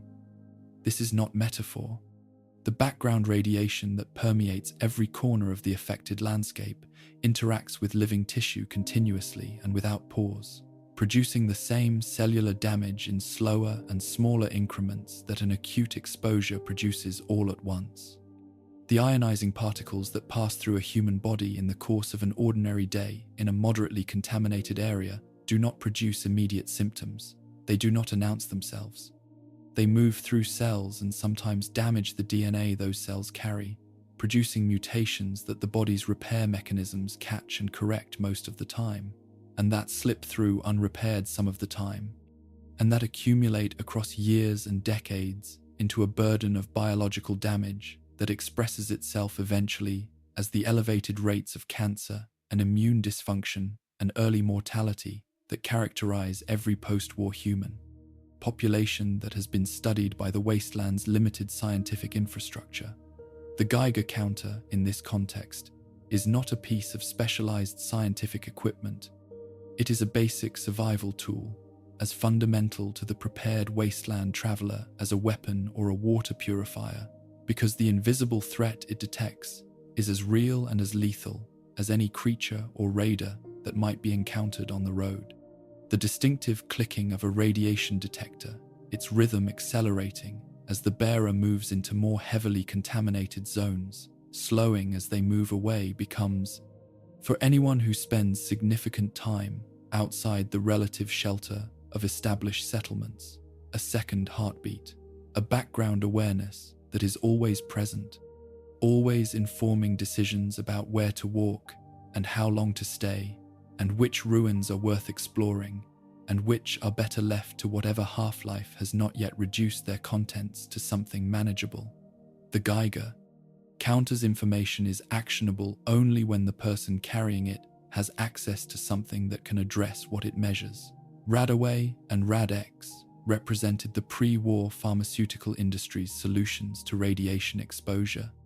developed during the period when military planners had considered the possibility of fighting a nuclear war, a contingency worth preparing for, and produced in quantities that, stored in the sealed packaging that Nuka-Cola and its various competitors had mastered for their food and beverage products, remained usable for decades after the manufacturing that created them had ceased forever. Radaway was not a comfortable treatment. The intravenous chelation process that removed radioactive particles from the bloodstream required the body to process and expel those particles through systems not designed for the task, producing nausea and weakness and a general physical misery that was understood by anyone who had used it as the price of a necessary service. A person administering Radaway to themselves in the field without the support of a medical professional, without a controlled environment, without the monitoring equipment that the process had originally been designed to accompany, was performing a medical intervention under conditions that the intervention's designers had never intended. Sustained by the practical knowledge that imperfect treatment was better than none, and that the alternative to discomfort was the slower and more comprehensive harm of accumulated radiation damage. RAD-X offered a different kind of protection, prophylactic rather than therapeutic, a chemical intervention that temporarily enhanced the body's natural resistance to radiation rather than removing what had already been absorbed. It was taken before entering contaminated zones rather than after, and its protective effects lasted for a finite period before wearing off and leaving the user no more protected than before. Both substances were scarce in the post-war world in proportion to the demand for them, which is to say that they were never available in the quantities that the population requiring them would have justified, and that their distribution followed the same logic as every other scarce essential resource in the wasteland, flowing toward those with the caps to pay for them, or the leverage to acquire them by other means, and away from those without either. The survivor who had neither Radaway nor Rad-X managed their radiation exposure through behavioral means, through the careful reading of environmental information, through route choices that avoided the most heavily contaminated zones when avoidance was possible, through limiting the time spent in unavoidable hazardous areas, through eating and drinking in ways that minimized additional intake of radioactive material.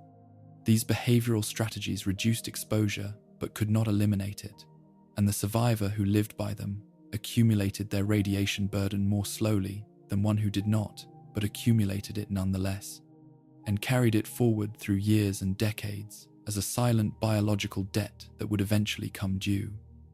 Food presented its own continuous challenge in a world where the agricultural systems of the pre-war era had ceased to function, and the landscape that might otherwise support subsistence farming had been chemically altered in ways that complicated every stage of the process, from planting to consumption. The dominant livestock of the post-war world, Brahmin, the two-headed bovine mutants whose appearance had been shaped by generations of radiation exposure in the same way that every large animal species in the wasteland had been shaped by it, were not the product of any deliberate breeding program, but of the random and persistent pressure of a changed environment on organisms trying to adapt to it. They were functional. They produced meat and milk that, whatever their origins and whatever mutations their physiology carried, were nutritious in ways that sustained the populations that depended on them.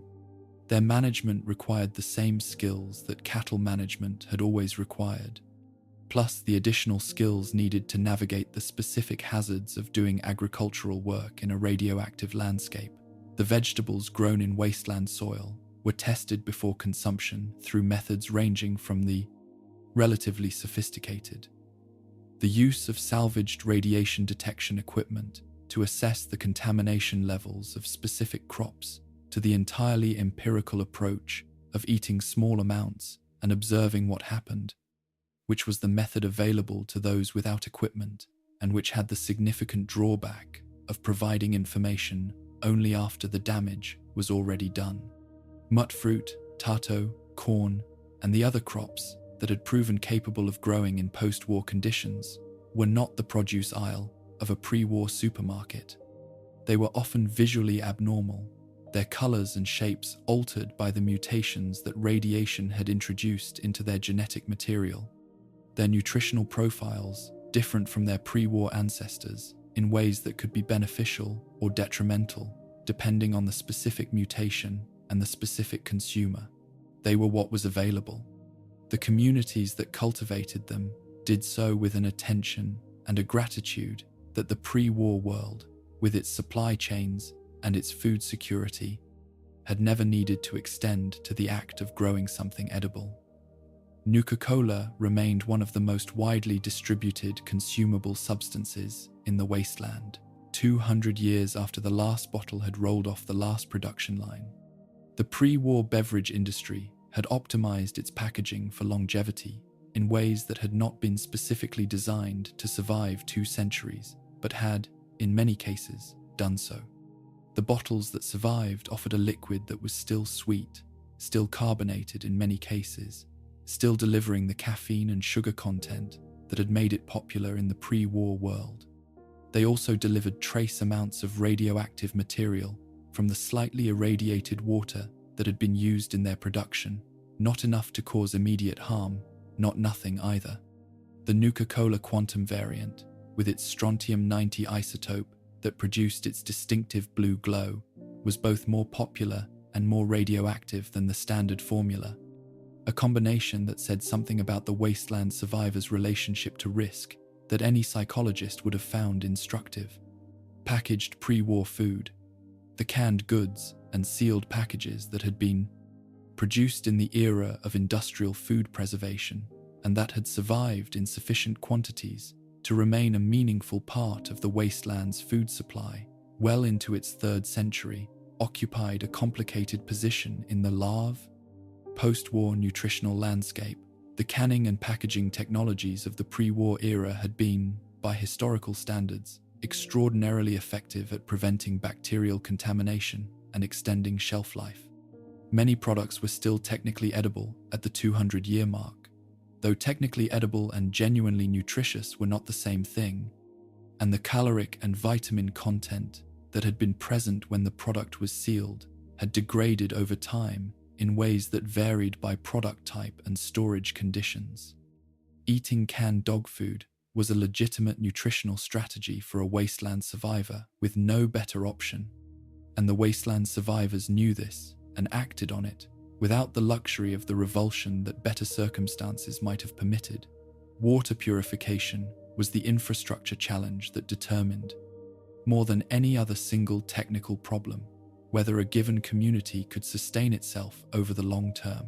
The pre-war water treatment systems that had served American cities were largely destroyed or abandoned, their complex machinery requiring maintenance and chemical inputs that the post-war world could not reliably provide.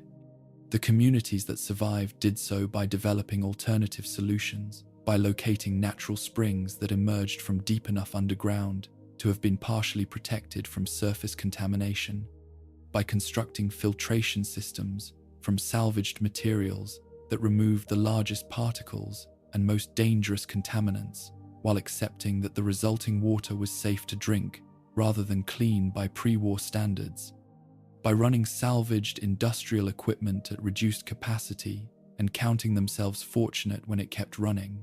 The water merchants, who controlled access to reliable clean water, occupied a position of social power in the early wasteland that derived entirely from their control of this single, irreplaceable resource.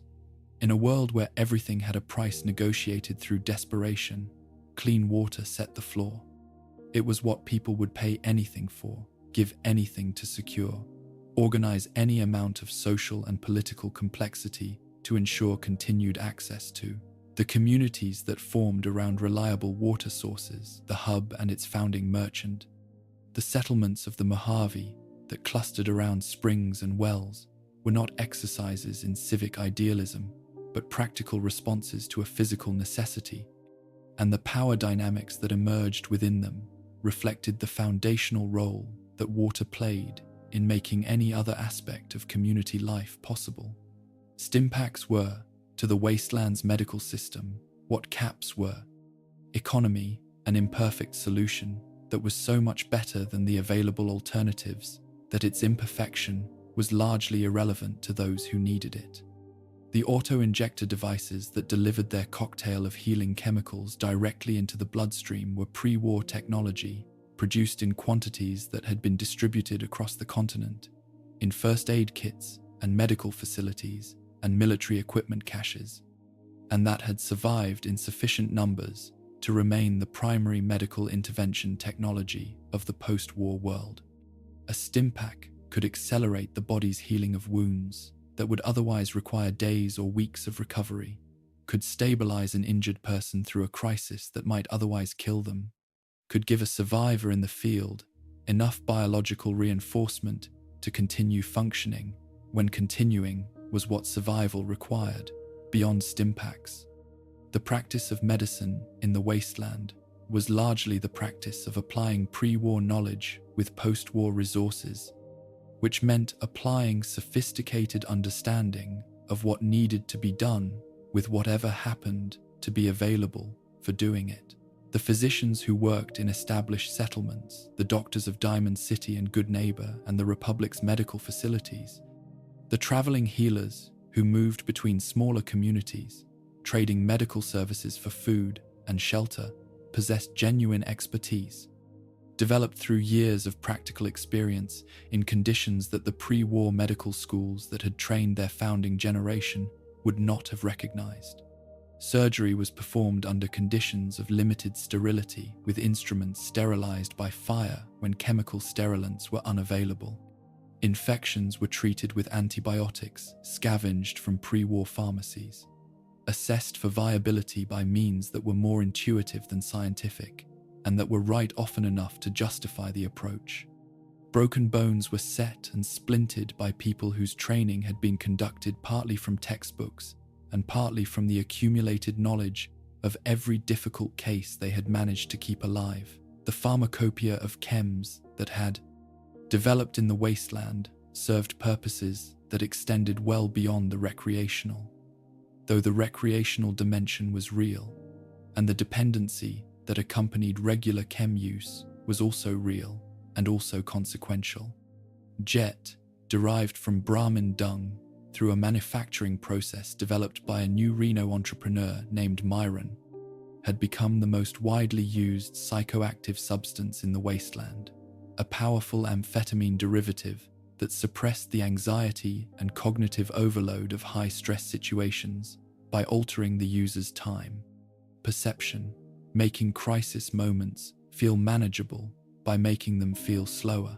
Its appeal to wasteland survivors was not difficult to understand.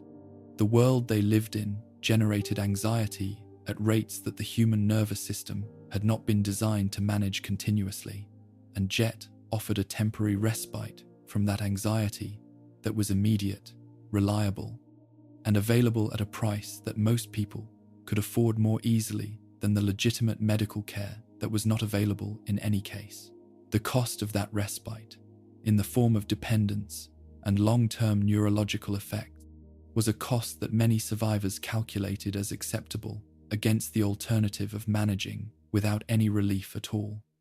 The body of a long-term wasteland survivor carried all of this: the accumulated radiation, the nutritional compromises, the healed wounds and the imperfectly healed ones, the chem use and its aftermath, the physical record of years of demanding work in a demanding environment as a kind of autobiography written in tissue and bone. The wasteland did not merely occupy the landscape around its inhabitants, it occupied them, literally, at the cellular level, and the people who moved through it carried it with them in ways that were as fundamental and as permanent as any other experience that shapes a human life. The wasteland is not merely dangerous in the way that wilderness is dangerous. Through indifference, through the operation of natural processes that have no awareness of human presence and no particular investment in human outcomes. The wilderness that existed before the Great War was dangerous in that sense, and the people who moved through it understood its dangers as impersonal, as the neutral operation of physics and biology in an environment that had not been shaped with human welfare as its organizing principle. The wasteland's dangers have that quality too, but they have something additional that the pre-war wilderness did not have. Something that makes the particular texture of moving through it different from any experience that the old world's most challenging environments could have produced. The wasteland's dangers are in many cases personal. They are frequently intelligent, and some of them were, not very long ago in geological terms, human beings. The ecology that 2 centuries of radiation had produced across the affected landscape was not random in its character, but coherent in the way that all ecologies are coherent, organized around the flow of energy. Through a system structured by the relationships between predators and prey, shaped by the specific pressures that the environment placed on every organism trying to sustain itself within it. What radiation had done to that ecology was not destroy it but transform it, accelerating evolutionary processes that normally operated across millions of years into something that operated across decades, producing mutations of extraordinary variety and, in many cases, extraordinary lethality. The creatures that inhabited the post-war wasteland were not simply the pre-war creatures of North America with some superficial alteration. They were new things, genuinely novel organisms that happened to share ancestral DNA with familiar species, but that had been reshaped by their environment into something that the environment had determined was more suited to survival within it. Deathclaws occupied the apex of the wasteland's predator hierarchy, with a completeness that reflected not just their physical capabilities, but the particular combination of intelligence and aggression that their development had produced. Their origins lay in a pre-war military program that had exposed Jackson's chameleons to the forced evolutionary virus in an attempt to produce biological weapons that could operate effectively in a post-nuclear environment. Weapons that could hunt, navigate, and kill without the supply chain requirements of mechanical armaments. The program had been, from the military's perspective, a qualified success and a comprehensive disaster simultaneously, because the creatures it produced were effective beyond any parameter the program's designers had specified, but were also completely impossible to control or direct. When they escaped into the post-war landscape, they found conditions perfectly suited to their capabilities and flourished accordingly. A fully mature Deathclaw stood nearly 3 meters tall, possessed physical strength sufficient to tear through the outer plating of military-grade power armor, moved across difficult terrain with a speed and agility that its size suggested should be impossible, and navigated its environment through a sensory apparatus that made concealment from it extremely difficult, even for experienced wasteland travelers. They were not solitary predators, but organized into family groups with clear hierarchical structures, and they defended their territories with a comprehensiveness that made the territories themselves effectively impassable for any human party without the firepower to engage them directly. The settlements that had established themselves in or near Deathclaw territory did so with full awareness of what that proximity meant, and structured their defensive arrangements accordingly. The Miralurks that inhabited the contaminated waterways of the eastern wasteland had developed along a different evolutionary trajectory, but with comparable effectiveness. The crabs and other crustaceans of the pre-war Chesapeake Bay region had absorbed extraordinary levels of radioactive contamination as the watershed drained the fallout from the capital's multiple direct strikes, and the generations that had survived this exposure had developed in the direction that radiation-accelerated evolution tended to select for larger, more heavily armored, more aggressive, better equipped for a world in which every interaction was potentially lethal. Their shells had thickened to a degree that made most conventional small arms ineffective against their frontal surfaces. Their territorial instincts had intensified to the point where any human incursion into their habitat was met with immediate and organized response, and their reproduction rates had increased sufficiently to ensure that any reduction in their population through human activity was recovered within a single breeding season. Rad scorpions, bloatflies, mole rats, feral dogs, the smaller predators of the wasteland, formed a second tier of hazard that was individually less dangerous than the apex predators, but collectively more significant. for the simple reason that they were encountered more frequently. A wasteland traveler might go weeks without crossing a deathclaw territory, but they would encounter bloatflies and mole rats in the course of almost any day spent outside established settlements. And while each individual encounter was manageable for an armed and experienced person, the cumulative effect of continuous, low-level threat on the human nervous system was its own form of damage, a persistent drain on the attentional resources and emotional reserves that the body and mind had available for everything else they needed to do. The feral ghouls that inhabited the ruins of every major pre-war settlement were perhaps the most psychologically affecting hazard of the wasteland. Not because they were more dangerous than deathclaws, they were not, but because of what they were and what their existence implied for anyone who encountered them. A feral ghoul was not a creature. It was a person who had undergone a transformation severe enough to eliminate the cognitive and emotional functions that distinguished a person from an organism driven purely by instinct, leaving behind a body that was still identifiably human in its general form, bipedal, roughly human-sized, possessed of hands and a face, but that was animated by nothing that the person who had occupied that body would have recognized as continuous with their own experience. Every feral ghoul had been, at some point, someone. They had had names and memories and attachments and fears. Many of them had survived the Great War itself, had endured the first terrible years of the wasteland, had lived for decades or longer in the transformed world before the cumulative effects of radiation exposure or the psychological weight of outliving everything they had known had eroded the cognitive functions that maintained their personhood. The ruins they inhabited were in many cases the ruins of communities. They had once been part of the bombed-out buildings of cities where they had lived and worked, the collapsed structures of settlements where they had found shelter in the early post-war years. They moved through these spaces with no awareness of this history, driven by a predatory hunger that was the only remnant of the complex biological system they had once been. And the wasteland survivors who dealt with them did so knowing, if they knew anything about ghoul biology, that the creatures they were engaging had been human in a way that the deathclaws and the rad scorpions had never been. Super mutants presented a different kind of encounter, one that was more physically dangerous in most cases, and less existentially troubling only because the transformation they had undergone was more complete. The FEV conversion process that produced super mutants erased the person it started with more thoroughly than ghoulification did, replacing them with something so physically different from a human being that the connection between the two was not immediately apparent to anyone who had not been told to look for it.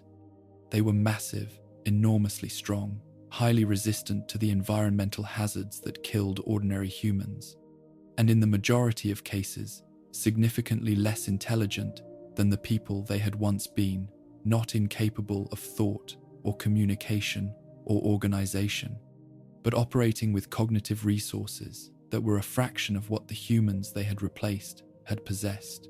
The super mutant armies that had organized themselves under various forms of leadership in different regions of the Gaimans, Wasteland, the remnants of the Master's Army in California, the Vault 87 population in the capital Wasteland. The Institute created mutants of the Commonwealth, shared the characteristic of operating on a scale that made them a threat not just to individual travelers, but to established settlements. Their attacks were not opportunistic but organized, planned with the tactical intelligence that their leadership retained, and prosecuted with a physical ferocity that conventional settlement defenses were often inadequate to contain. The communities that survived in regions with significant super mutant populations were those that had invested in defensive infrastructure and trained their populations in organized military response to a degree that most pre-war communities would have recognized as the behavior of people living under constant threat of invasion. Raiders occupied a category that was, in some respects, more difficult to think clearly about than any of the wasteland's mutated hazards, because unlike deathclaws or super mutants, raiders were human beings who had made choices. They had, in most cases, reached a set of conclusions about the world they inhabited and their options within it that had led them to a particular way of living, a way that involved taking from others by force, that required the dehumanization of potential victims as a psychological prerequisite for the violence their lifestyle demanded, that organized itself around the short-term acquisition of resources and the medium-term avoidance of consequences, rather than around the longer-term project of building something sustainable. The origins of raider culture were not mysterious. They traced back to the earliest years of the post-war period, to the moment when some survivors had concluded that the social contract was a fiction that served the interests of those with the resources to enforce it, and that its absence created an environment where the only meaningful principle was the acquisition of power sufficient to take what was needed from those who lacked the power to prevent it. This was, in the conditions of the immediate post-war world, a rational calculation at the level of pure short-term survival logic. The communities that had formed around cooperation and mutual aid offered more long-term sustainability, but long-term sustainability was a luxury that people on the edge of starvation could not always afford to prioritize. What raider culture became over the generations was something more complex than its origins. Some raider groups were simply ongoing criminal enterprises, organized around the economics of predation. The gunners of the Commonwealth, for instance, were professional mercenaries whose activities included violence for hire and resource acquisition through force, but who maintained enough organizational structure to function as a faction rather than merely a collection of armed opportunists.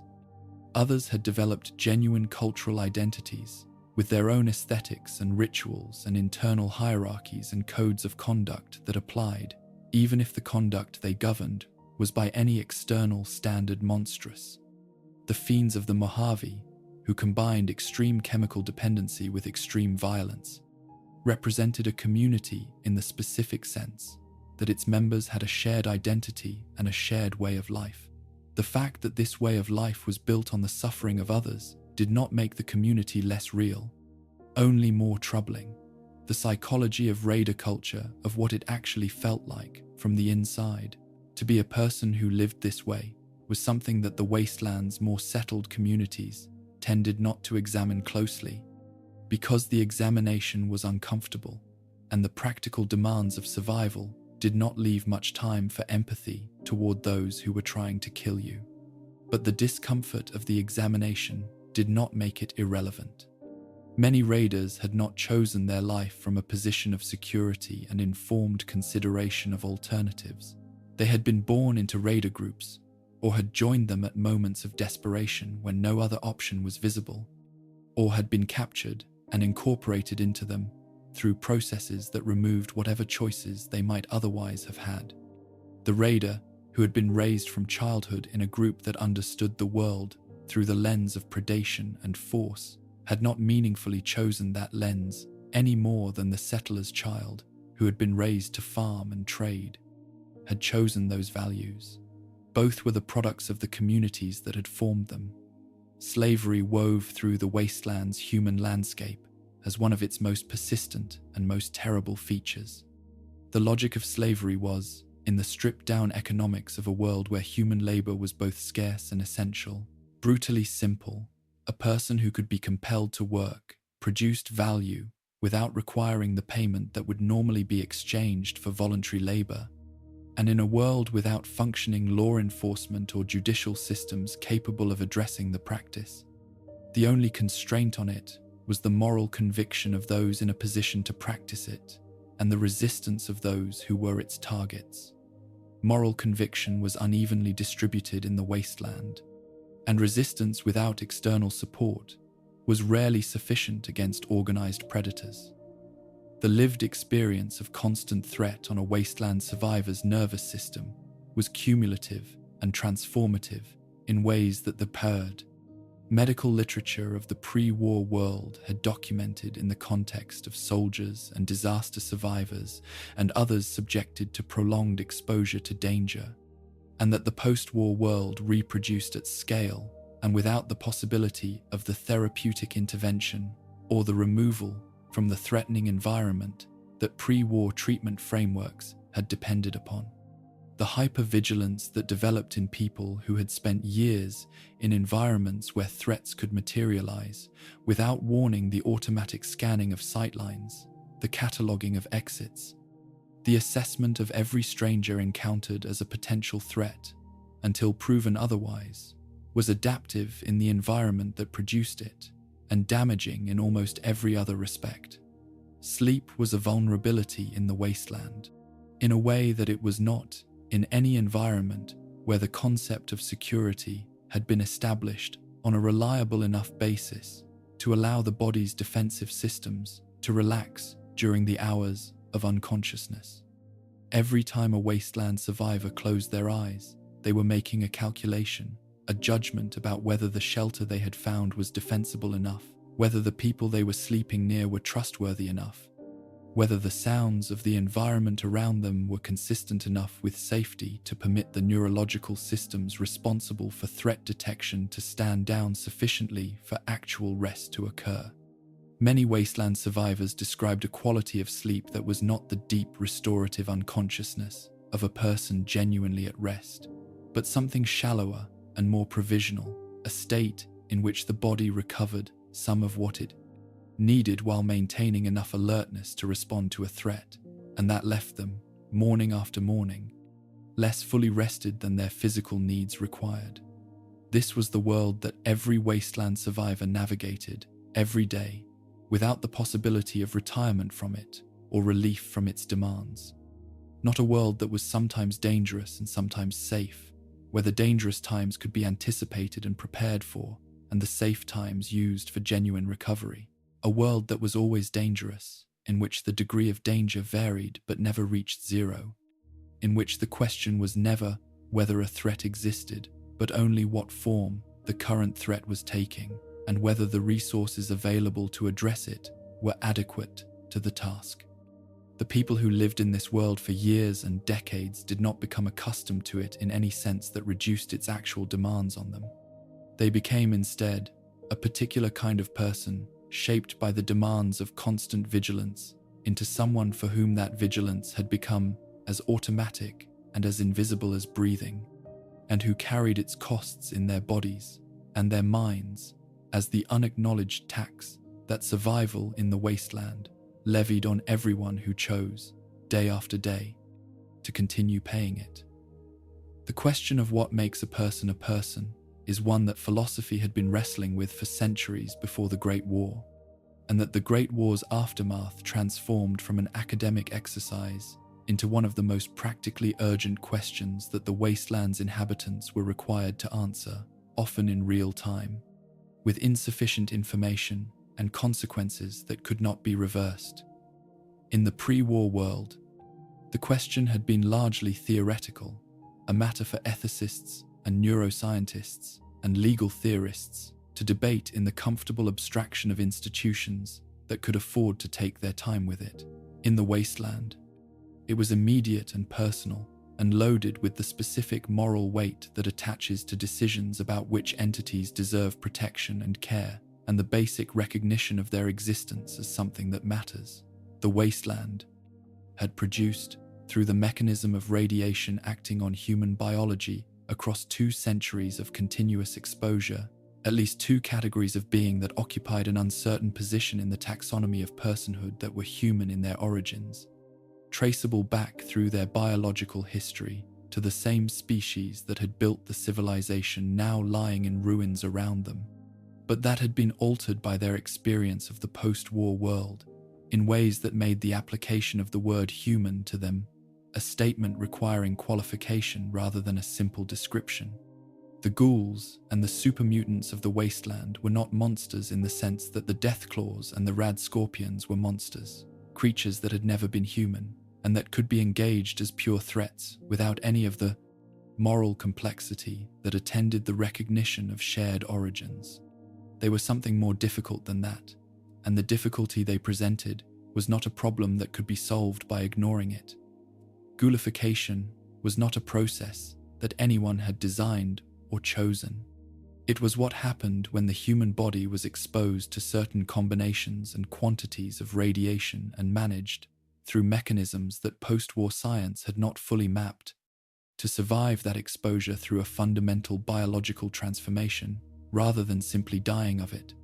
The transformation was not subtle, and it was not reversible. It restructured the body's cellular biology in ways that were visible in every aspect of the ghoul's physical appearance. The toughened, leathery skin that had lost the suppleness of healthy human tissue, the facial features altered by decades or centuries of ongoing physiological change, the eyes that had developed a luminous quality from the radiation that continued to bathe the cells of the body in doses that would kill an unghoulified human, but that a ghoul's altered physiology processed as something closer to nourishment than poison. The ghoul who encountered a heavily irradiated environment did not need Radaway and did not reach for Radex. They walked through it the way a pre-war person might walk through a warm summer afternoon as an ambient condition of the world, present and unremarkable. What ghoulification did not alter was the mind, or more precisely, what it did not necessarily alter was the mind, because the relationship between ghoulification and cognitive function was not a simple one-to-one correspondence. A human being who ghoulified retained, in many cases, complete continuity of their memories, their personality, their emotional responses, their capacity for language and abstract thought, and the full range of intellectual and social functions that had characterized them before the transformation. They were, in the most fundamental sense that we can apply to the term, the same person they had been before the radiation remade their body, carrying forward into their transformed existence everything that the pre-ghoulified version of themselves had accumulated and experienced, become. What this meant in practice was that the wasteland contained individuals who had been alive for 200 years, who remembered the pre-war world not as history or mythology, but as lived experience, who carried in their memory the specific texture of a civilization that everyone else knew only as ruins and artifacts and stories transmitted through generations of retelling.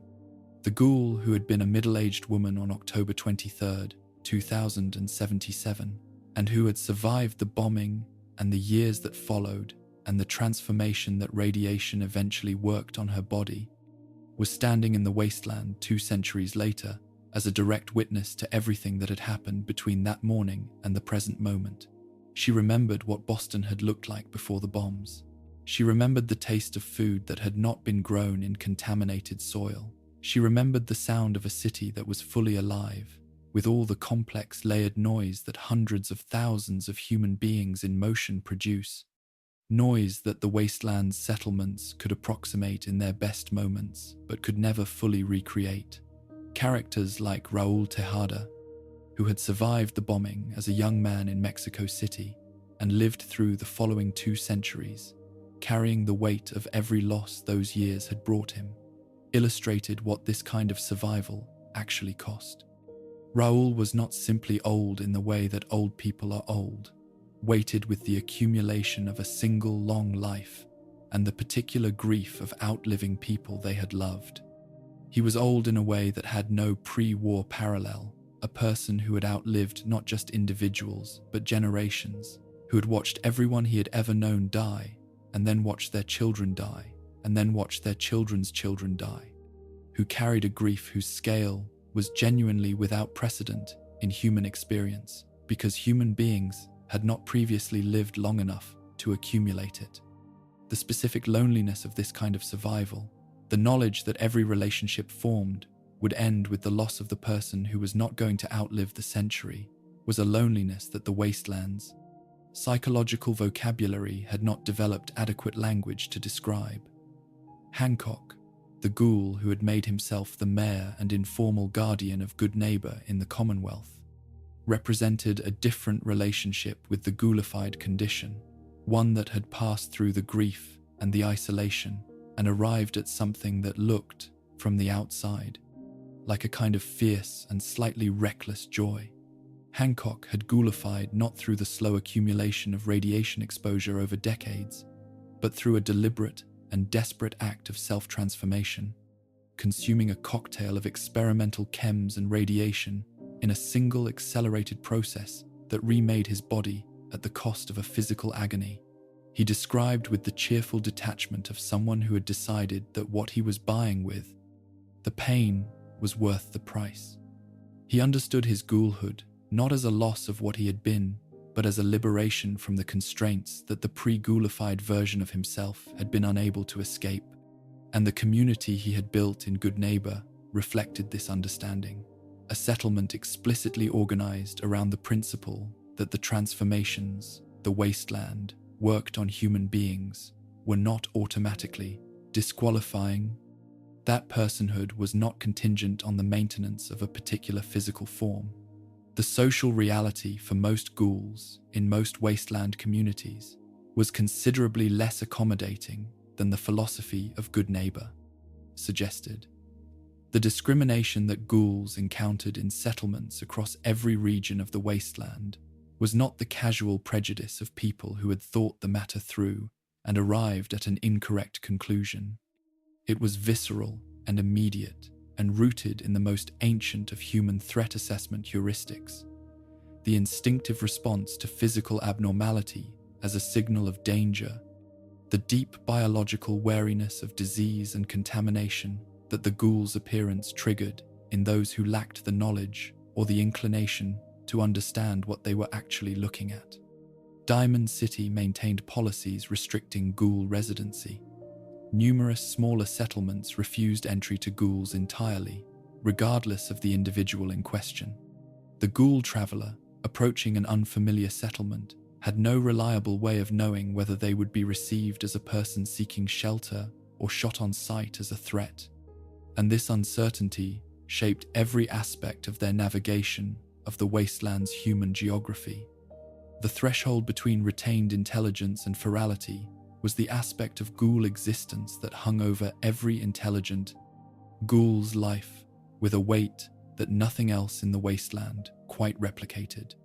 At some point, through mechanisms that the wasteland's best available science had not definitively identified, perhaps through continued radiation exposure beyond some critical cumulative threshold, perhaps through the psychological weight of losses and time, accumulating past the point where the mind could continue to organize itself coherently around them, some ghouls lost the cognitive functions that maintained their personhood and became feral.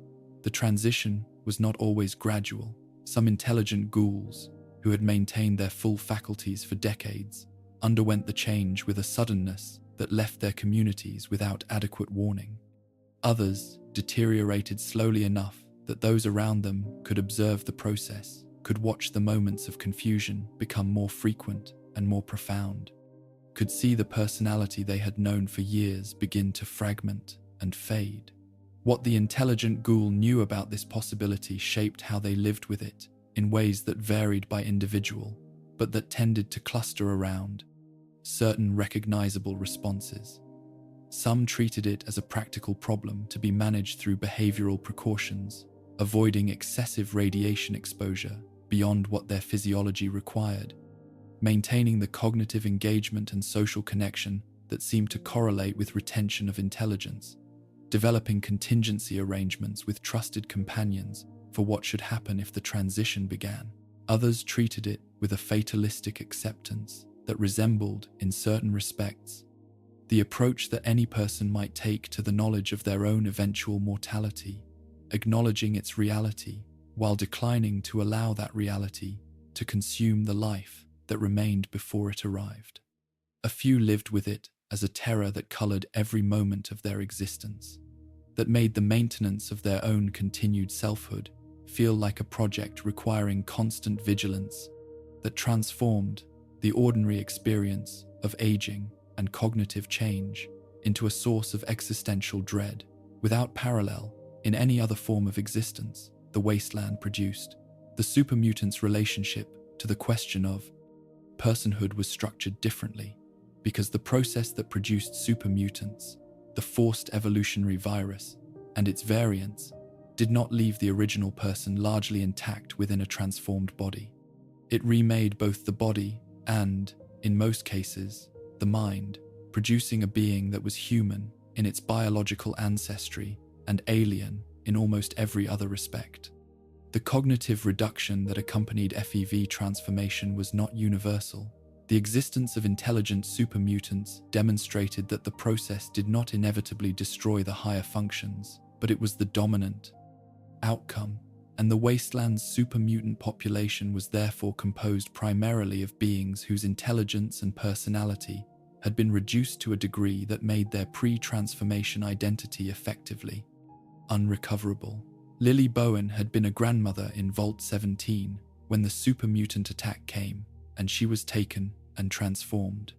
By the time she was encountered wandering the wasteland 2 centuries later, she was a supermutant of enormous physical size and power, equipped with a devastating weapon that she carried with the casual competence of someone who had been using it for longer than most settlements had existed. She was also still in the fragments of memory that her long transformation had not entirely erased, a grandmother. She heard the voices of her grandchildren in her head not as symptoms of a simple delusion, but as the surviving remnant of the most emotionally significant relationships of her pre-transformation life, preserved in the specific form that the mind uses to keep what it cannot bear to lose. She could not always remember why she was where she was, or what she was doing. She could not always connect her present circumstances to the history that had produced them, but she remembered the names of her grandchildren with a clarity that was more reliable than her memory of almost anything else, and the tenderness in her voice when she spoke of them was undiminished by 2 centuries of transformation and violence and loss. Marcus, who had established himself as the sheriff of the mining community of Broken Hills and later found his way to other communities that required the particular combination of intelligence and physical presence that he offered, had arrived at something that looked from the outside like equanimity, and that was, on closer examination, more complicated than equanimity. A hard-won accommodation with the terms of his existence that had cost him more than his manner suggested. He remembered who he had been before the transformation with enough clarity to understand precisely what had been lost in the process that made him what he was.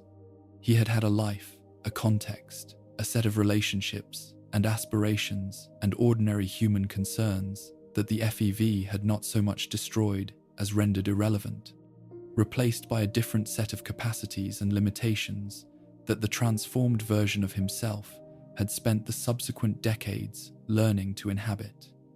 His wisdom about the wasteland's condition was genuine and deep, and it coexisted with a grief that he had learned not to express, because the expression of grief for what one had been before becoming a supermutant was not something that the wasteland's human communities generally knew how to receive with the seriousness it deserved.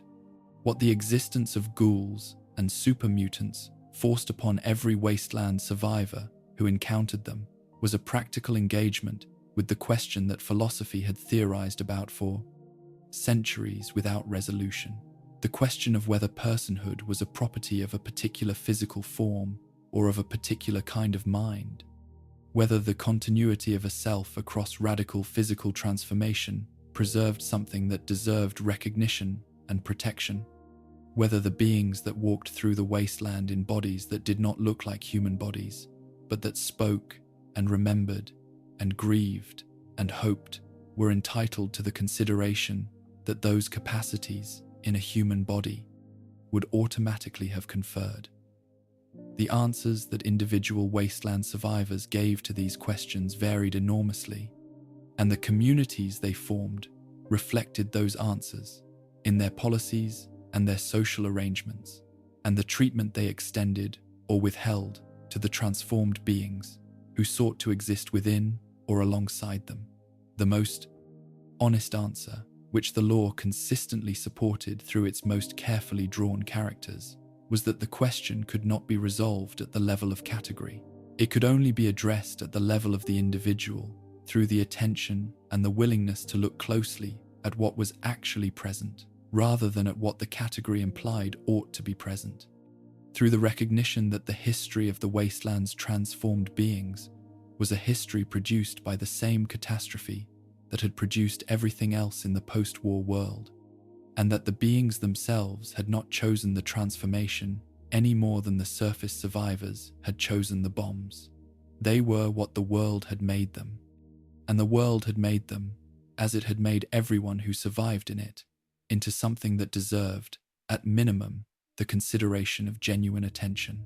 Every civilization that has ever existed has been, at its foundation, an answer to a question that the condition of human existence makes unavoidable.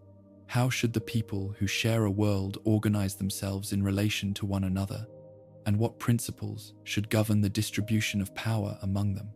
The pre-war world had produced many answers to this question over its long history, and the answer that the United States had settled on a democratic republic with constitutional constraints on governmental authority, a market economy with regulatory frameworks designed in theory to prevent the most destructive expressions of private power, a legal system with formal equality before the law. As its stated organizing principle had been imperfect in its implementation from the beginning, and had grown more imperfect over the centuries as the pressures that the resource wars generated exposed the distance between its stated values and its actual operations. It was, by the time the bombs fell, an answer that had been significantly compromised by the conditions it was supposed to govern. But it had been an answer, and in its absence, the wasteland was required to generate new ones. The answers that emerged were not generated through the deliberative processes that the pre-war world's most thoughtful political architects had imagined when they designed systems of governance. They were generated through the same pressures that had always generated political organization in conditions of scarcity and danger, the pressure of external threats that made organization a prerequisite for survival, the pressure of internal conflict over resources that made authority a prerequisite for the continuation of community, the pressure of human beings' need for meaning and identity that made ideology a prerequisite for sustained collective action. The factions that came to define the wasteland's political landscape were not the products of reasoned constitutional design, but of historical accident, of the specific people who happened to be in specific places, with specific resources, at specific moments, when the decisions that shaped everything that followed were made. The new California Republic was the most ambitious of these projects, and its ambition was inseparable from its problems. It had emerged from the settlements of California's surviving communities through a process of gradual aggregation, small communities forming trade relationships generating the need for shared governance producing institutions generating the weight and momentum of an established order that eventually became self-perpetuating in the way that all established orders become self-perpetuating once they have existed long enough that the world they organize has shaped itself around their continued existence. By the time the Republic had expanded into the Mojave and was confronting the Caesar's legion that had established itself to the east, it was a political entity of genuine complexity, with a Senate whose members represented regional interests that frequently conflicted with one another, a military that was simultaneously the most professional force in the post-war world, and a military stretched across commitments that exceeded its resources, and an economy that had developed enough internal differentiation to generate the class conflicts and wealth concentrations that had characterized every market economy in human history.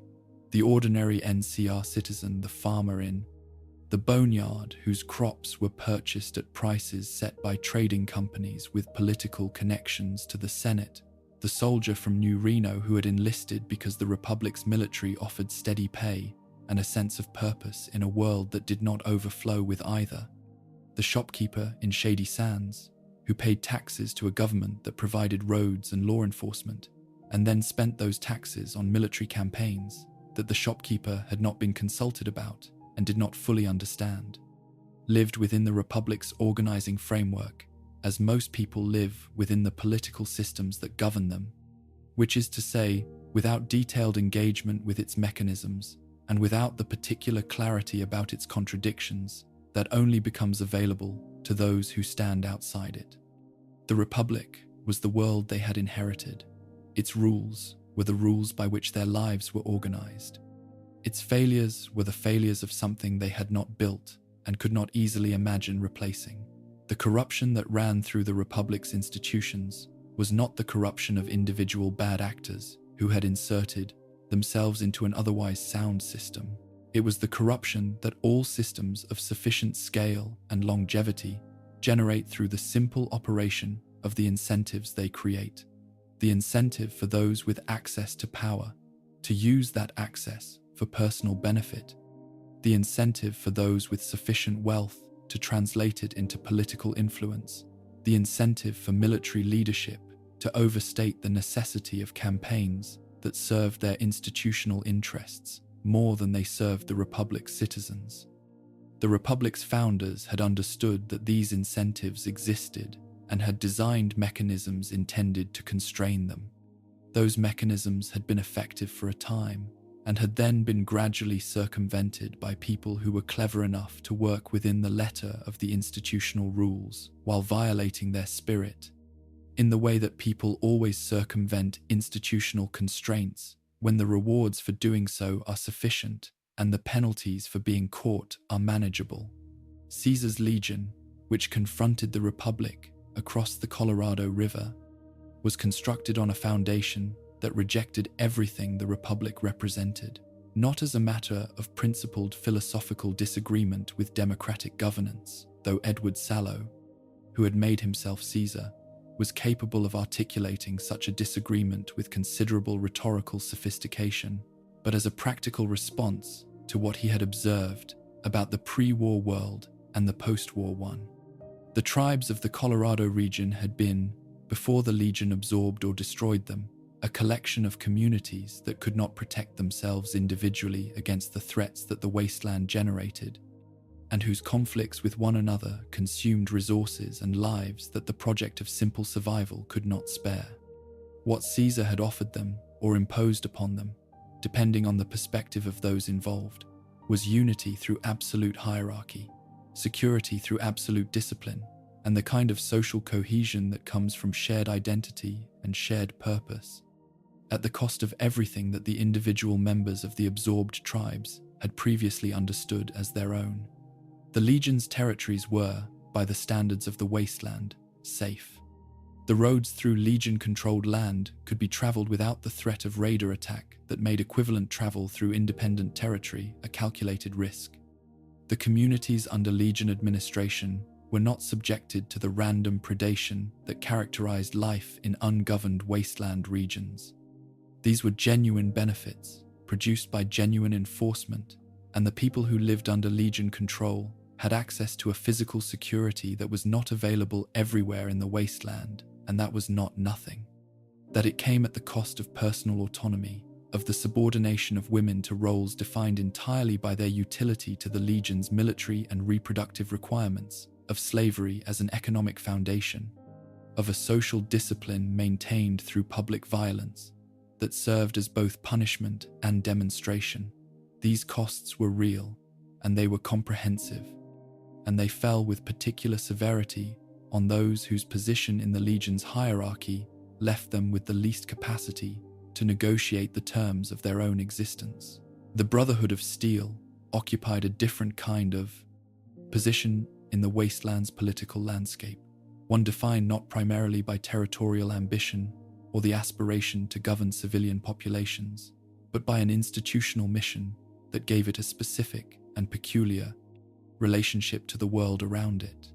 The Brotherhood had emerged from a mutiny within a United States Army unit stationed at a California military facility in the months before the Great War, led by a captain named Roger Maxson, who had discovered that his unit had been conducting experiments on civilian subjects under the guise of military research, and who had concluded that the chain of command that had ordered those experiments had forfeited its claim on his soldiers' loyalty.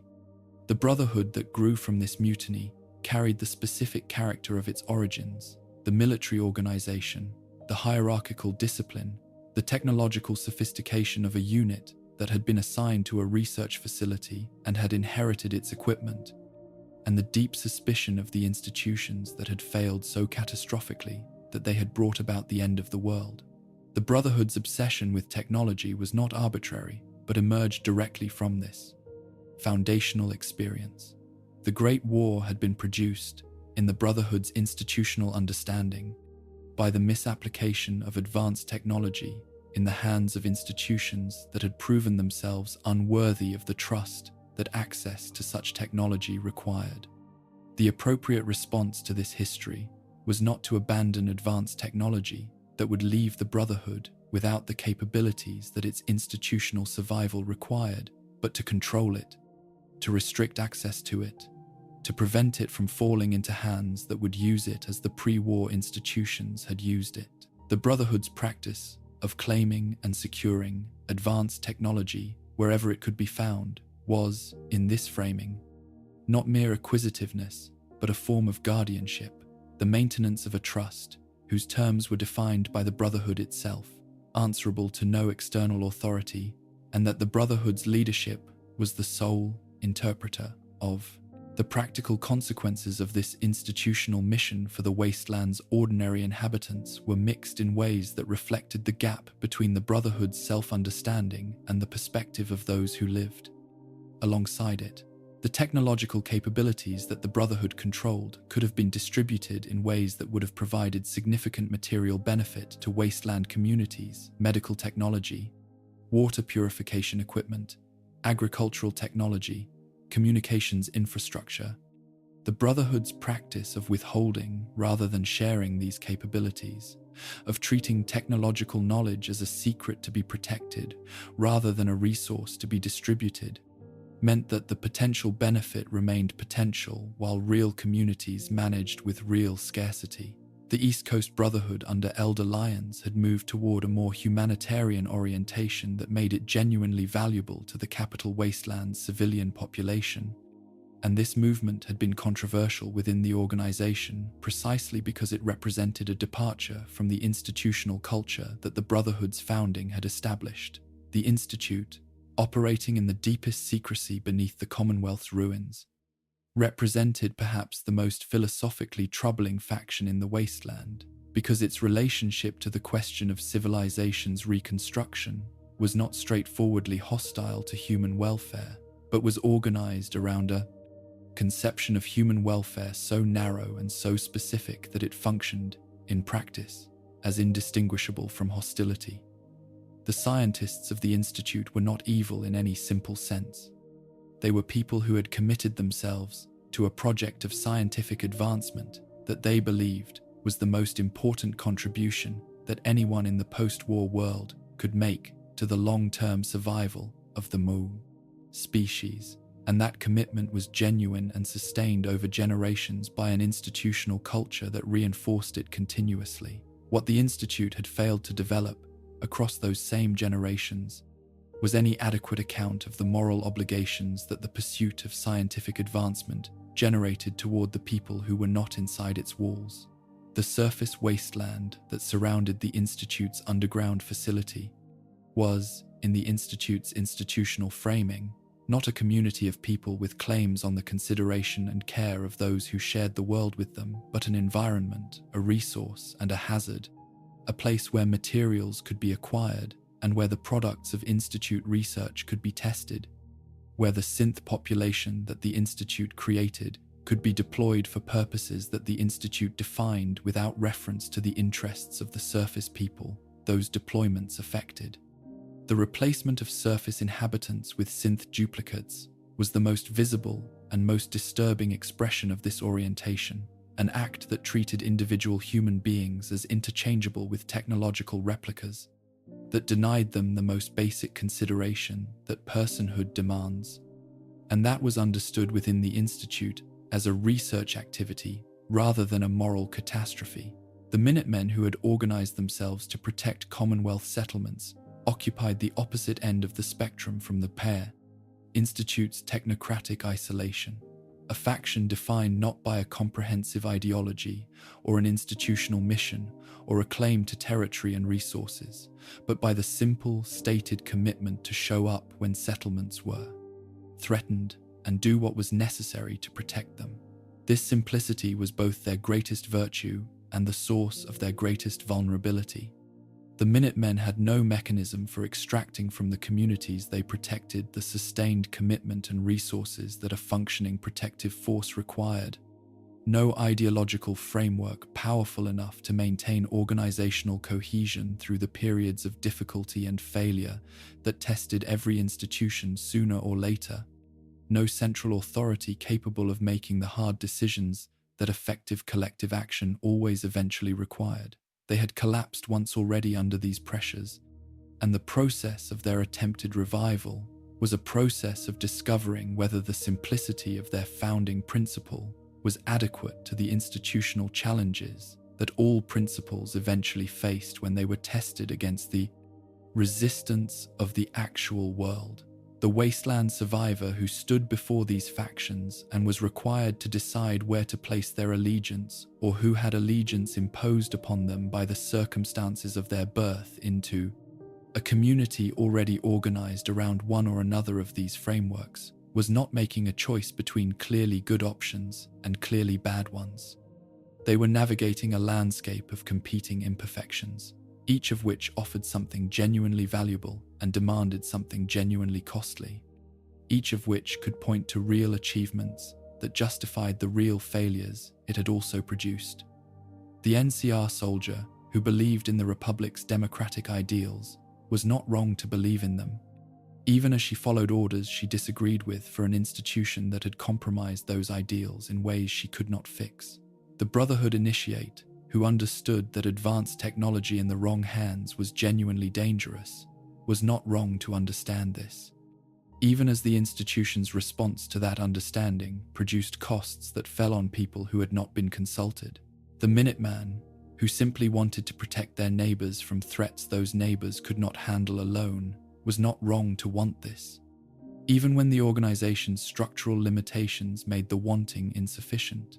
What the factions of the wasteland collectively demonstrated was not that political organization was impossible, or that all attempts at it were equally corrupt, but that the conditions under which they had been built, the scarcity, the violence, the absence of the institutional infrastructure that normally supports the development of stable governance, imposed costs on every project of reconstruction that the projects themselves could not fully absorb without being distorted by them. The civilization being built in the wasteland was real, and the effort being put into building it was genuine. And the failures that accompanied both were the failures of people trying to do something that had never been done before, under conditions that no political theory had adequately prepared them for. That was not an excuse. It was simply what was true, and the people living within it were required, every day, to make decisions in the full knowledge that the frameworks available to guide those decisions were inadequate to the complexity of what they faced. There is a particular quality to the innocence of children who have never known anything other than the world they were born into, not the innocence of those who have been protected from something, which is fragile and provisional, and depends for its continuation on the maintenance of conditions that could always be otherwise. But the innocence of those who have nothing to be protected from, because the thing that might have threatened their innocence in a different world is simply the world they inhabit, as unremarkable and as foundational as the air they breathe.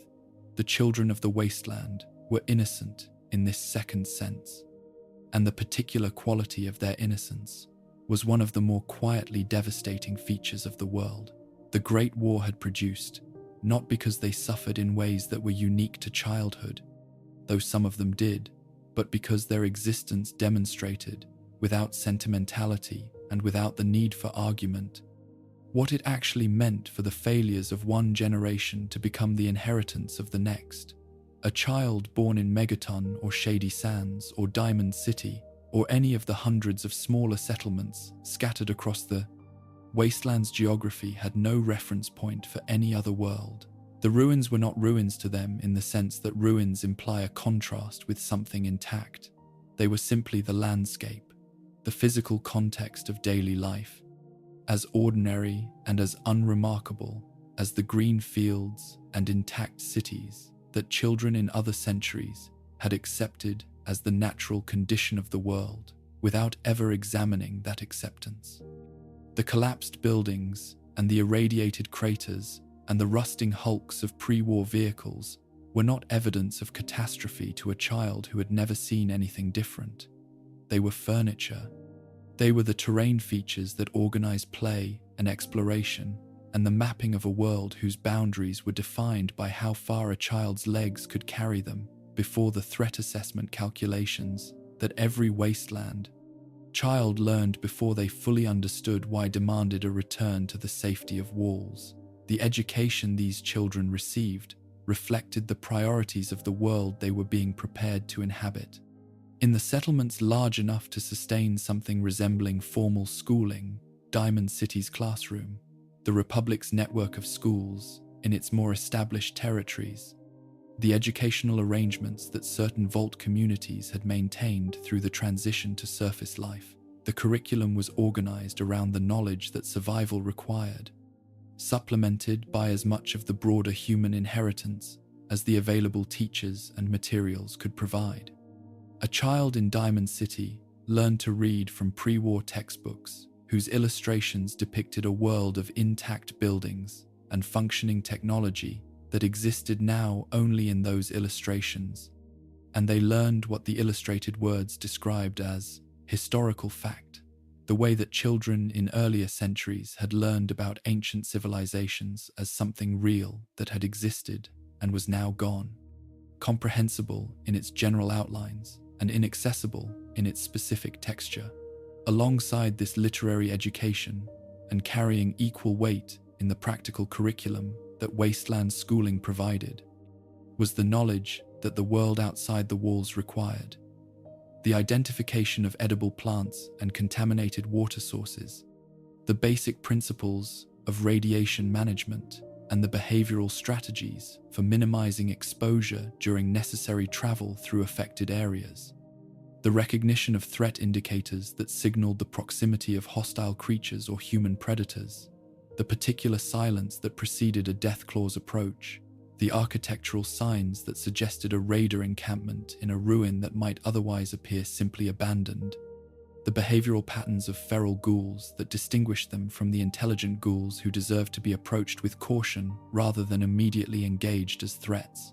Children learned these things the way children have always learned, the knowledge that their specific environment requires through direct instruction from adults who had survived long enough to have something worth teaching, through the observation of more experienced community members performing the tasks that the knowledge enabled, and through the particular accelerated learning that comes from encountering consequences directly rather than in the abstracted safety of a classroom exercise. The weapons training that most wasteland children received before adolescence was not, in the communities that provided it, experienced as anything remarkable. It was simply part of the practical curriculum, the knowledge of how to handle a firearm safely, how to maintain it, how to use it accurately enough to matter when the situation that required its use arrived. As the situation always eventually arrived in a world where the question was never whether a person would face a moment requiring lethal force, but only when and in what form. Pre-war discussions of whether children should be exposed to weapons had proceeded from the assumption that the world could be organized so as to make such exposure unnecessary for most children, that the specialization of violence into particular institutions and roles was a meaningful protection of childhood from the demands of a dangerous world. That assumption had ended with the civilization that had sustained it, and the children of the wasteland lived in a world where the practical knowledge of self-defense was as basic a component of competent adulthood as the ability to find food or treat an infected wound. Death was not a stranger to these children in the way that the pre-war world had worked, with imperfect success, to make death a stranger to the children within it. The community funerals for members lost to raider attacks or creature encounters or disease, or the accumulated weight of living in conditions that shortened lives were not rare events, but regular features of the social calendar.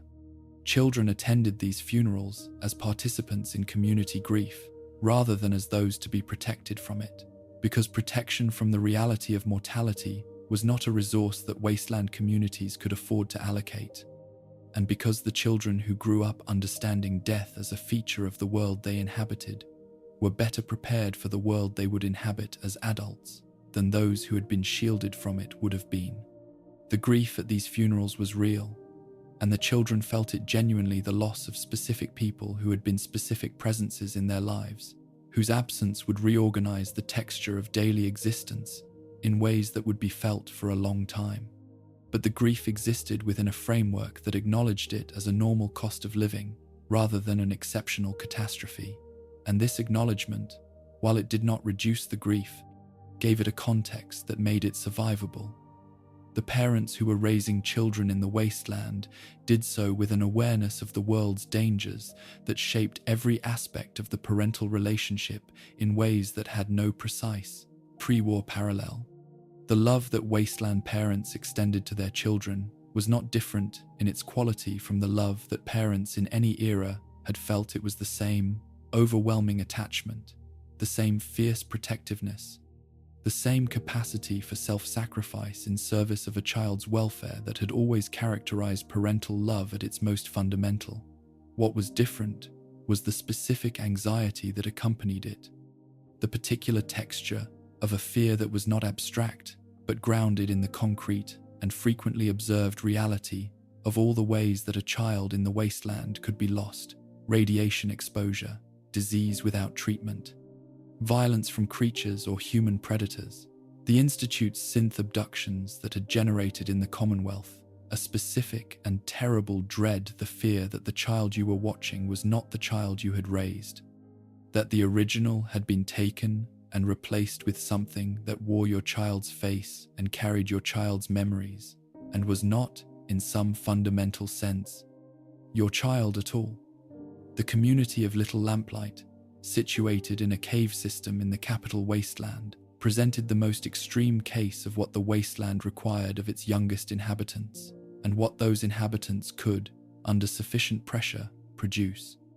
It was a community populated and governed entirely by children, young people who had found each other, who had organized themselves into a functioning settlement with its own rules and hierarchies and systems of resource management, who had maintained that settlement across years without the adult guidance that every established framework for thinking about childhood assumed to be indispensable.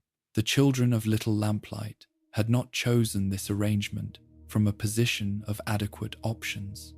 They had arrived at it because the adults who should have been responsible for them were absent or dead, because the wasteland had stripped away the protective structures that childhood was supposed to depend upon, and because the alternative to organizing themselves was dying individually in a world that did not adjust its demands based on the age of those it demanded them from. What Little Lamplight demonstrated was not that children did not need the protection and guidance of adults, because they did, and the evidence of that need was visible in the specific vulnerabilities and limitations of the community's situation. It demonstrated that children, deprived of those things, could develop in their place something that was not an adequate substitute, but was a genuine achievement: the capacity for cooperation and self-governance and mutual care that human beings possessed at any age when circumstances made those capacities necessary and no other option was available. The children of Little Lamplight were not remarkable for being exceptional. They were remarkable for being ordinary children doing things that ordinary children had never previously been required to do, and doing them well enough to still be alive and together when someone from outside their cave finally found them. The vault-born children who emerged into the wasteland as adults or adolescents, having lived their entire lives in the underground facilities that the Vault program had constructed, carried a different set of gifts and deficits into the world they were encountering for the first time. They were, in many cases, more formally educated than their surface-born contemporaries. The Vault's curriculum had preserved more of the pre-war knowledge base than most surface communities had managed to maintain, and the controlled environment of the Vault had permitted a kind of childhood that surface settlements could not always provide, protected from the immediate physical threats that shaped every aspect of the surface child's development. But they had been prepared for a world that no longer existed in the form they had been prepared for, and the gap between their preparation and the reality they entered was not a small one. The social and practical knowledge that the surface child had accumulated through years of direct engagement with the actual world was knowledge that the Vault-born child had to acquire in conditions far less forgiving than those of a childhood education. What the children of the wasteland inherited from the generation that had preceded them was the full weight of a catastrophe they had not caused and could not have prevented, delivered into their lives, not as an event they experienced, but as the foundational conditions of their existence. The radiation in the soil beneath their feet, the ruins on the horizon that had once been cities, the political and social arrangements of the communities they were born into, shaped by 2 centuries of adaptation to conditions that those communities had not chosen, the biological legacy of their parents and grandparents and great-grandparents, carrying in their cells the accumulated effects of generations of radiation exposure and nutritional compromise, and the particular stresses that a difficult world imposed on the human body across time. They had not asked for any of this. They had simply been born, as children have always simply been born, into the world that existed rather than the world that should have existed, and they had begun, as children have always begun, the process of making something out of what they found. That something, imperfect and costly and hard-won as it was the wasteland's most honest evidence that the species the Great War had tried so comprehensively to destroy had not been destroyed. It had simply been required to become something it had not previously been, in conditions it had not previously faced.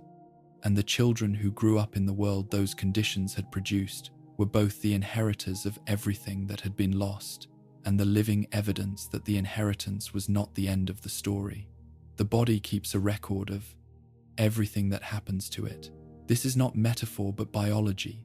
The cellular damage accumulated through radiation exposure, the scar tissue laid down over healed wounds, the particular posture of a person who has spent years carrying heavy loads through difficult terrain, the wear patterns on joints that have been asked to perform demanding work across decades without the recovery time that adequate nutrition and rest would have provided.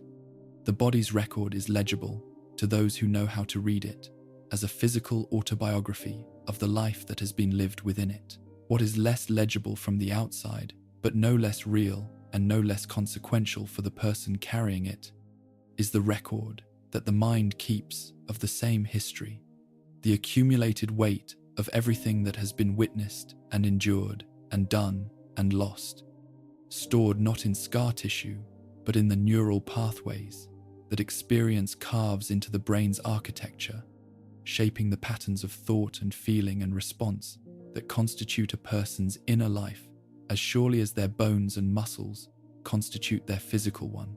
The wasteland's psychological landscape was as demanding as its physical one, and in certain respects more so, because the physical demands at least announced themselves directly and could be addressed through the concrete actions that survival required. The psychological demands were more insidious, operating at a level below the threshold of immediate awareness, accumulating across time in ways that were difficult to perceive until the accumulation had reached a point where the effects were undeniable. The person who could tell you exactly how many rads they had absorbed in the past week and had no adequate account of what the past year had done to their capacity for trust or hope or genuine rest was, in this respect, representative of a broader pattern in wasteland psychology, a population that had developed sophisticated tools for monitoring the physical threats it faced, and almost no tools at all for monitoring the psychological ones. Trauma in the wasteland was not an exceptional condition superimposed on an otherwise stable psychological baseline.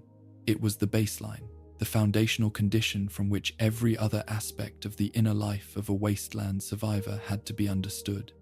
The losses that would, in the context of the pre-war world's therapeutic frameworks, have been considered catastrophically significant.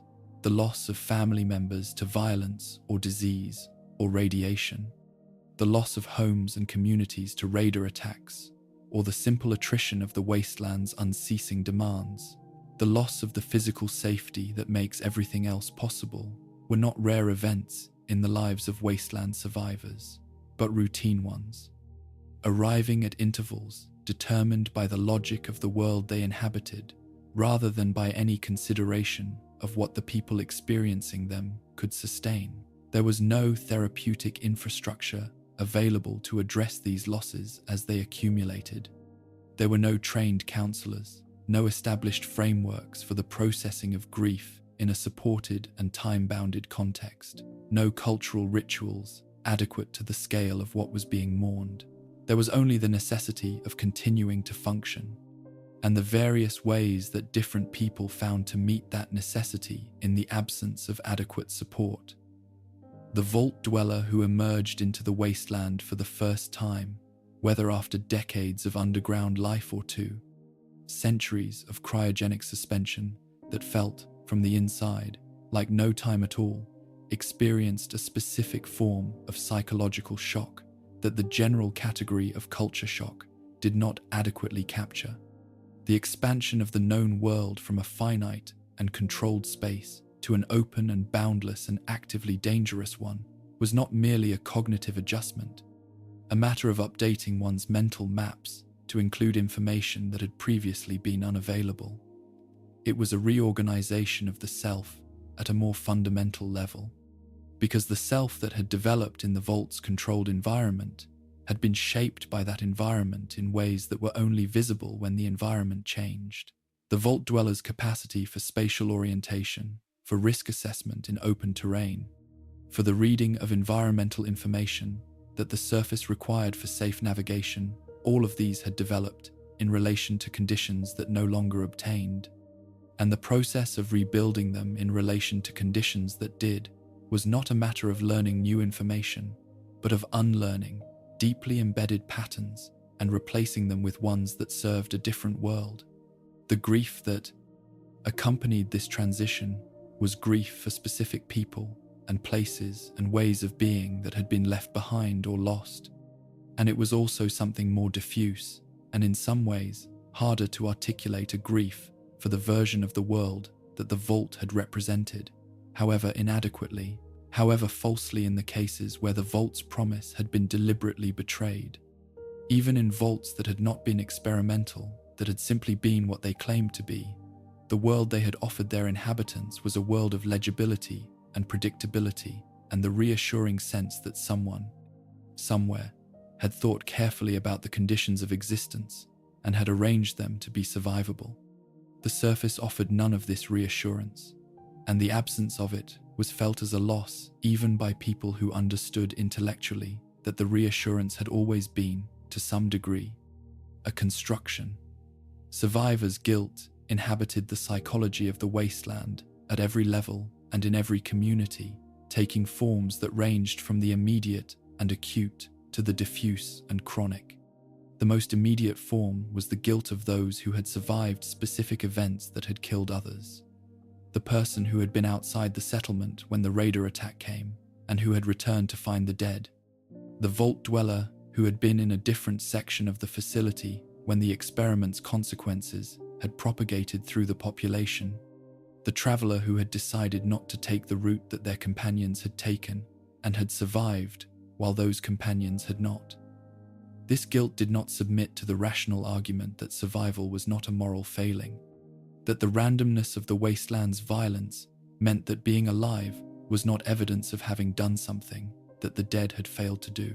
The rational argument was available and was frequently made by the people who needed it most, and was almost entirely ineffective, because guilt of this kind was not a cognitive error that could be corrected by cognitive means, but an emotional reality that had its own logic and its own timeline, and that yielded, when it yielded at all, to processes that were slower and less direct than argument. The chronic form of survivor's guilt was more pervasive and less visible the background awareness, present in almost every person who had lived in the wasteland long enough to accumulate the losses it reliably produced, that they were alive when others were not, and that this fact required some accounting that they were not able to provide.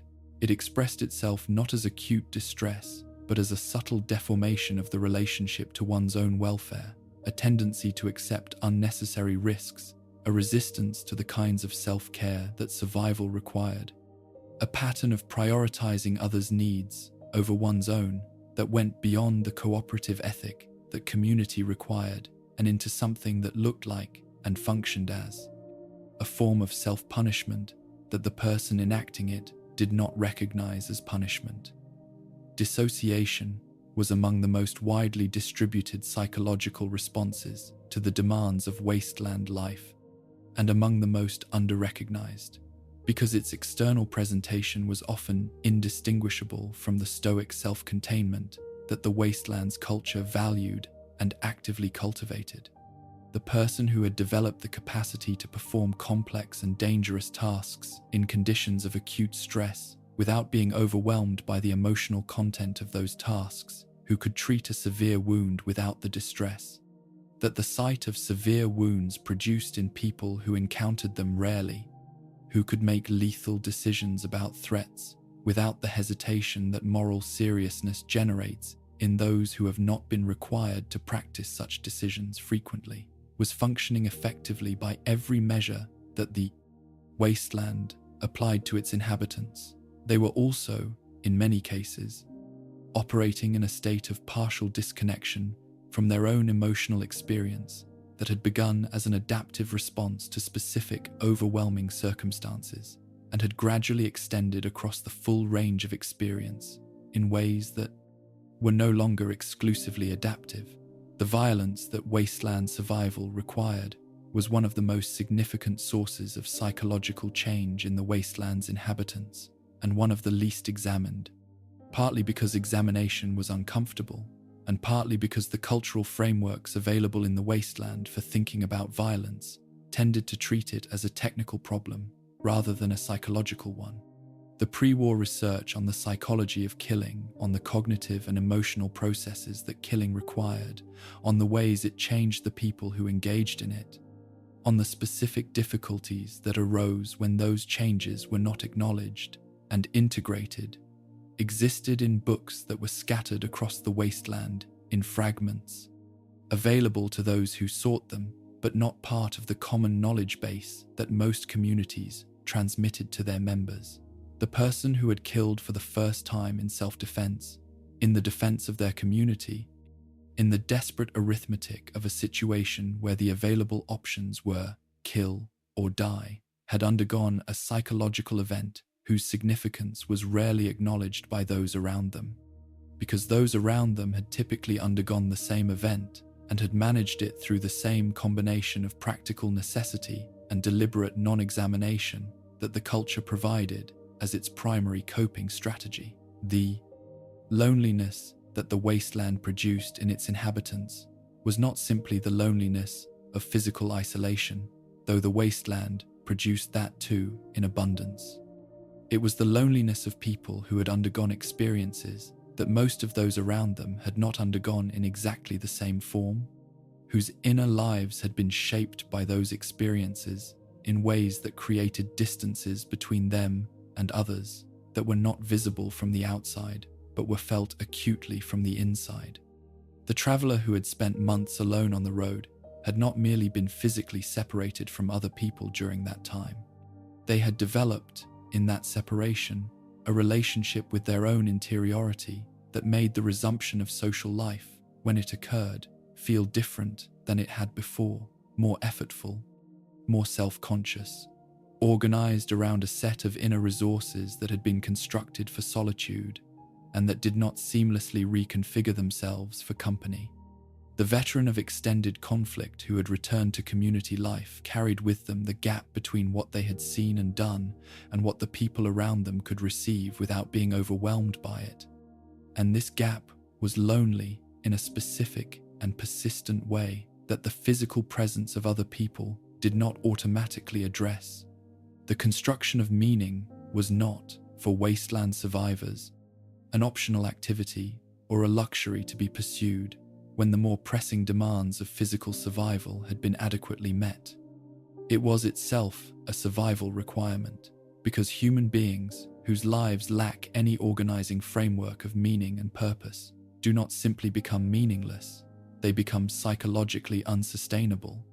And the evidence of this unsustainability expresses itself in ways that ultimately compromise the physical survival that was supposed to be the priority. The person who could not find any reason to continue that extended beyond the biological imperative of the body's continued functioning was a person who made choices differently than one who could. And those differences had practical consequences that the wasteland did not forgive.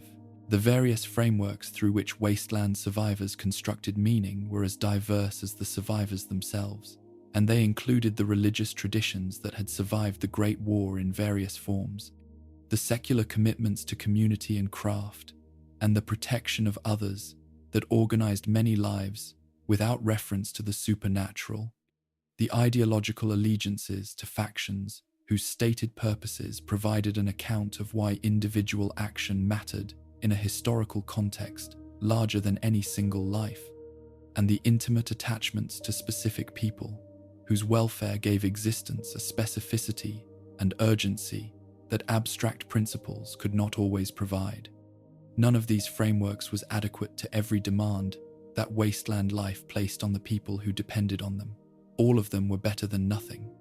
And the people who had found one, who had located, in the ruins and the dust and the daily difficulty, something that made the continuation of their particular consciousness feel worth the cost, were, in the most important sense that the word could carry in such a world, fortunate. The addiction that Chems addressed was not merely a physical dependency, but a psychological one, rooted in the specific deficits that wasteland life created in the inner lives of its inhabitants, and that the Chems, temporarily and imperfectly, and at significant cost, filled. The person who used jet to quiet the anxiety that the wasteland's continuous threat environment generated, who used alcohol to sleep without nightmares, who used mentats to maintain the cognitive clarity that exhaustion and stress progressively degraded, was not simply making a bad choice from a position of adequate options. They were using the tools available to address needs that were entirely real, in a world that had not provided adequate alternatives, and the judgment that this deserved was not simple condemnation, but the more complicated response, that the more complicated reality warranted acknowledgement of the need, recognition of the inadequacy of the available means of meeting it, and the understanding that the people who found themselves dependent on imperfect solutions to genuine problems were not, in their dependence, any less deserving of care than those who had managed, through whatever combination of circumstance and character and luck, to find better ones. And so the wasteland endures, as it has endured through 2 centuries of fire and silence, and the stubborn, extraordinary persistence of human beings who refused to accept that the end of the old world was the end of all worlds. The story we have walked through tonight is not a comfortable one, and it was never meant to be. It is the story of what it costs to survive, when survival is all that remains, and of what people find, in the depths of that cost, that turns out to be worth preserving. The survivors of the wasteland are not heroes in the simple sense that the old world stories meant when they used that word. They are something quieter and in certain respects more remarkable ordinary people enduring extraordinary conditions, planting crops in contaminated soil, building walls from salvaged ruins, loving one another in a world that provides every reason to stop. They carry the weight of a catastrophe they did not cause and cannot fully repair, and they carry it forward anyway, into whatever comes next. Rest now, wanderer. Let the dust settle, and the wind move through the ancient stones, and the long silence of the wasteland hold you gently as you drift towards sleep. The watch is kept, the fire is tended, The story continues, as stories always continue, in the lives of those who choose to go on.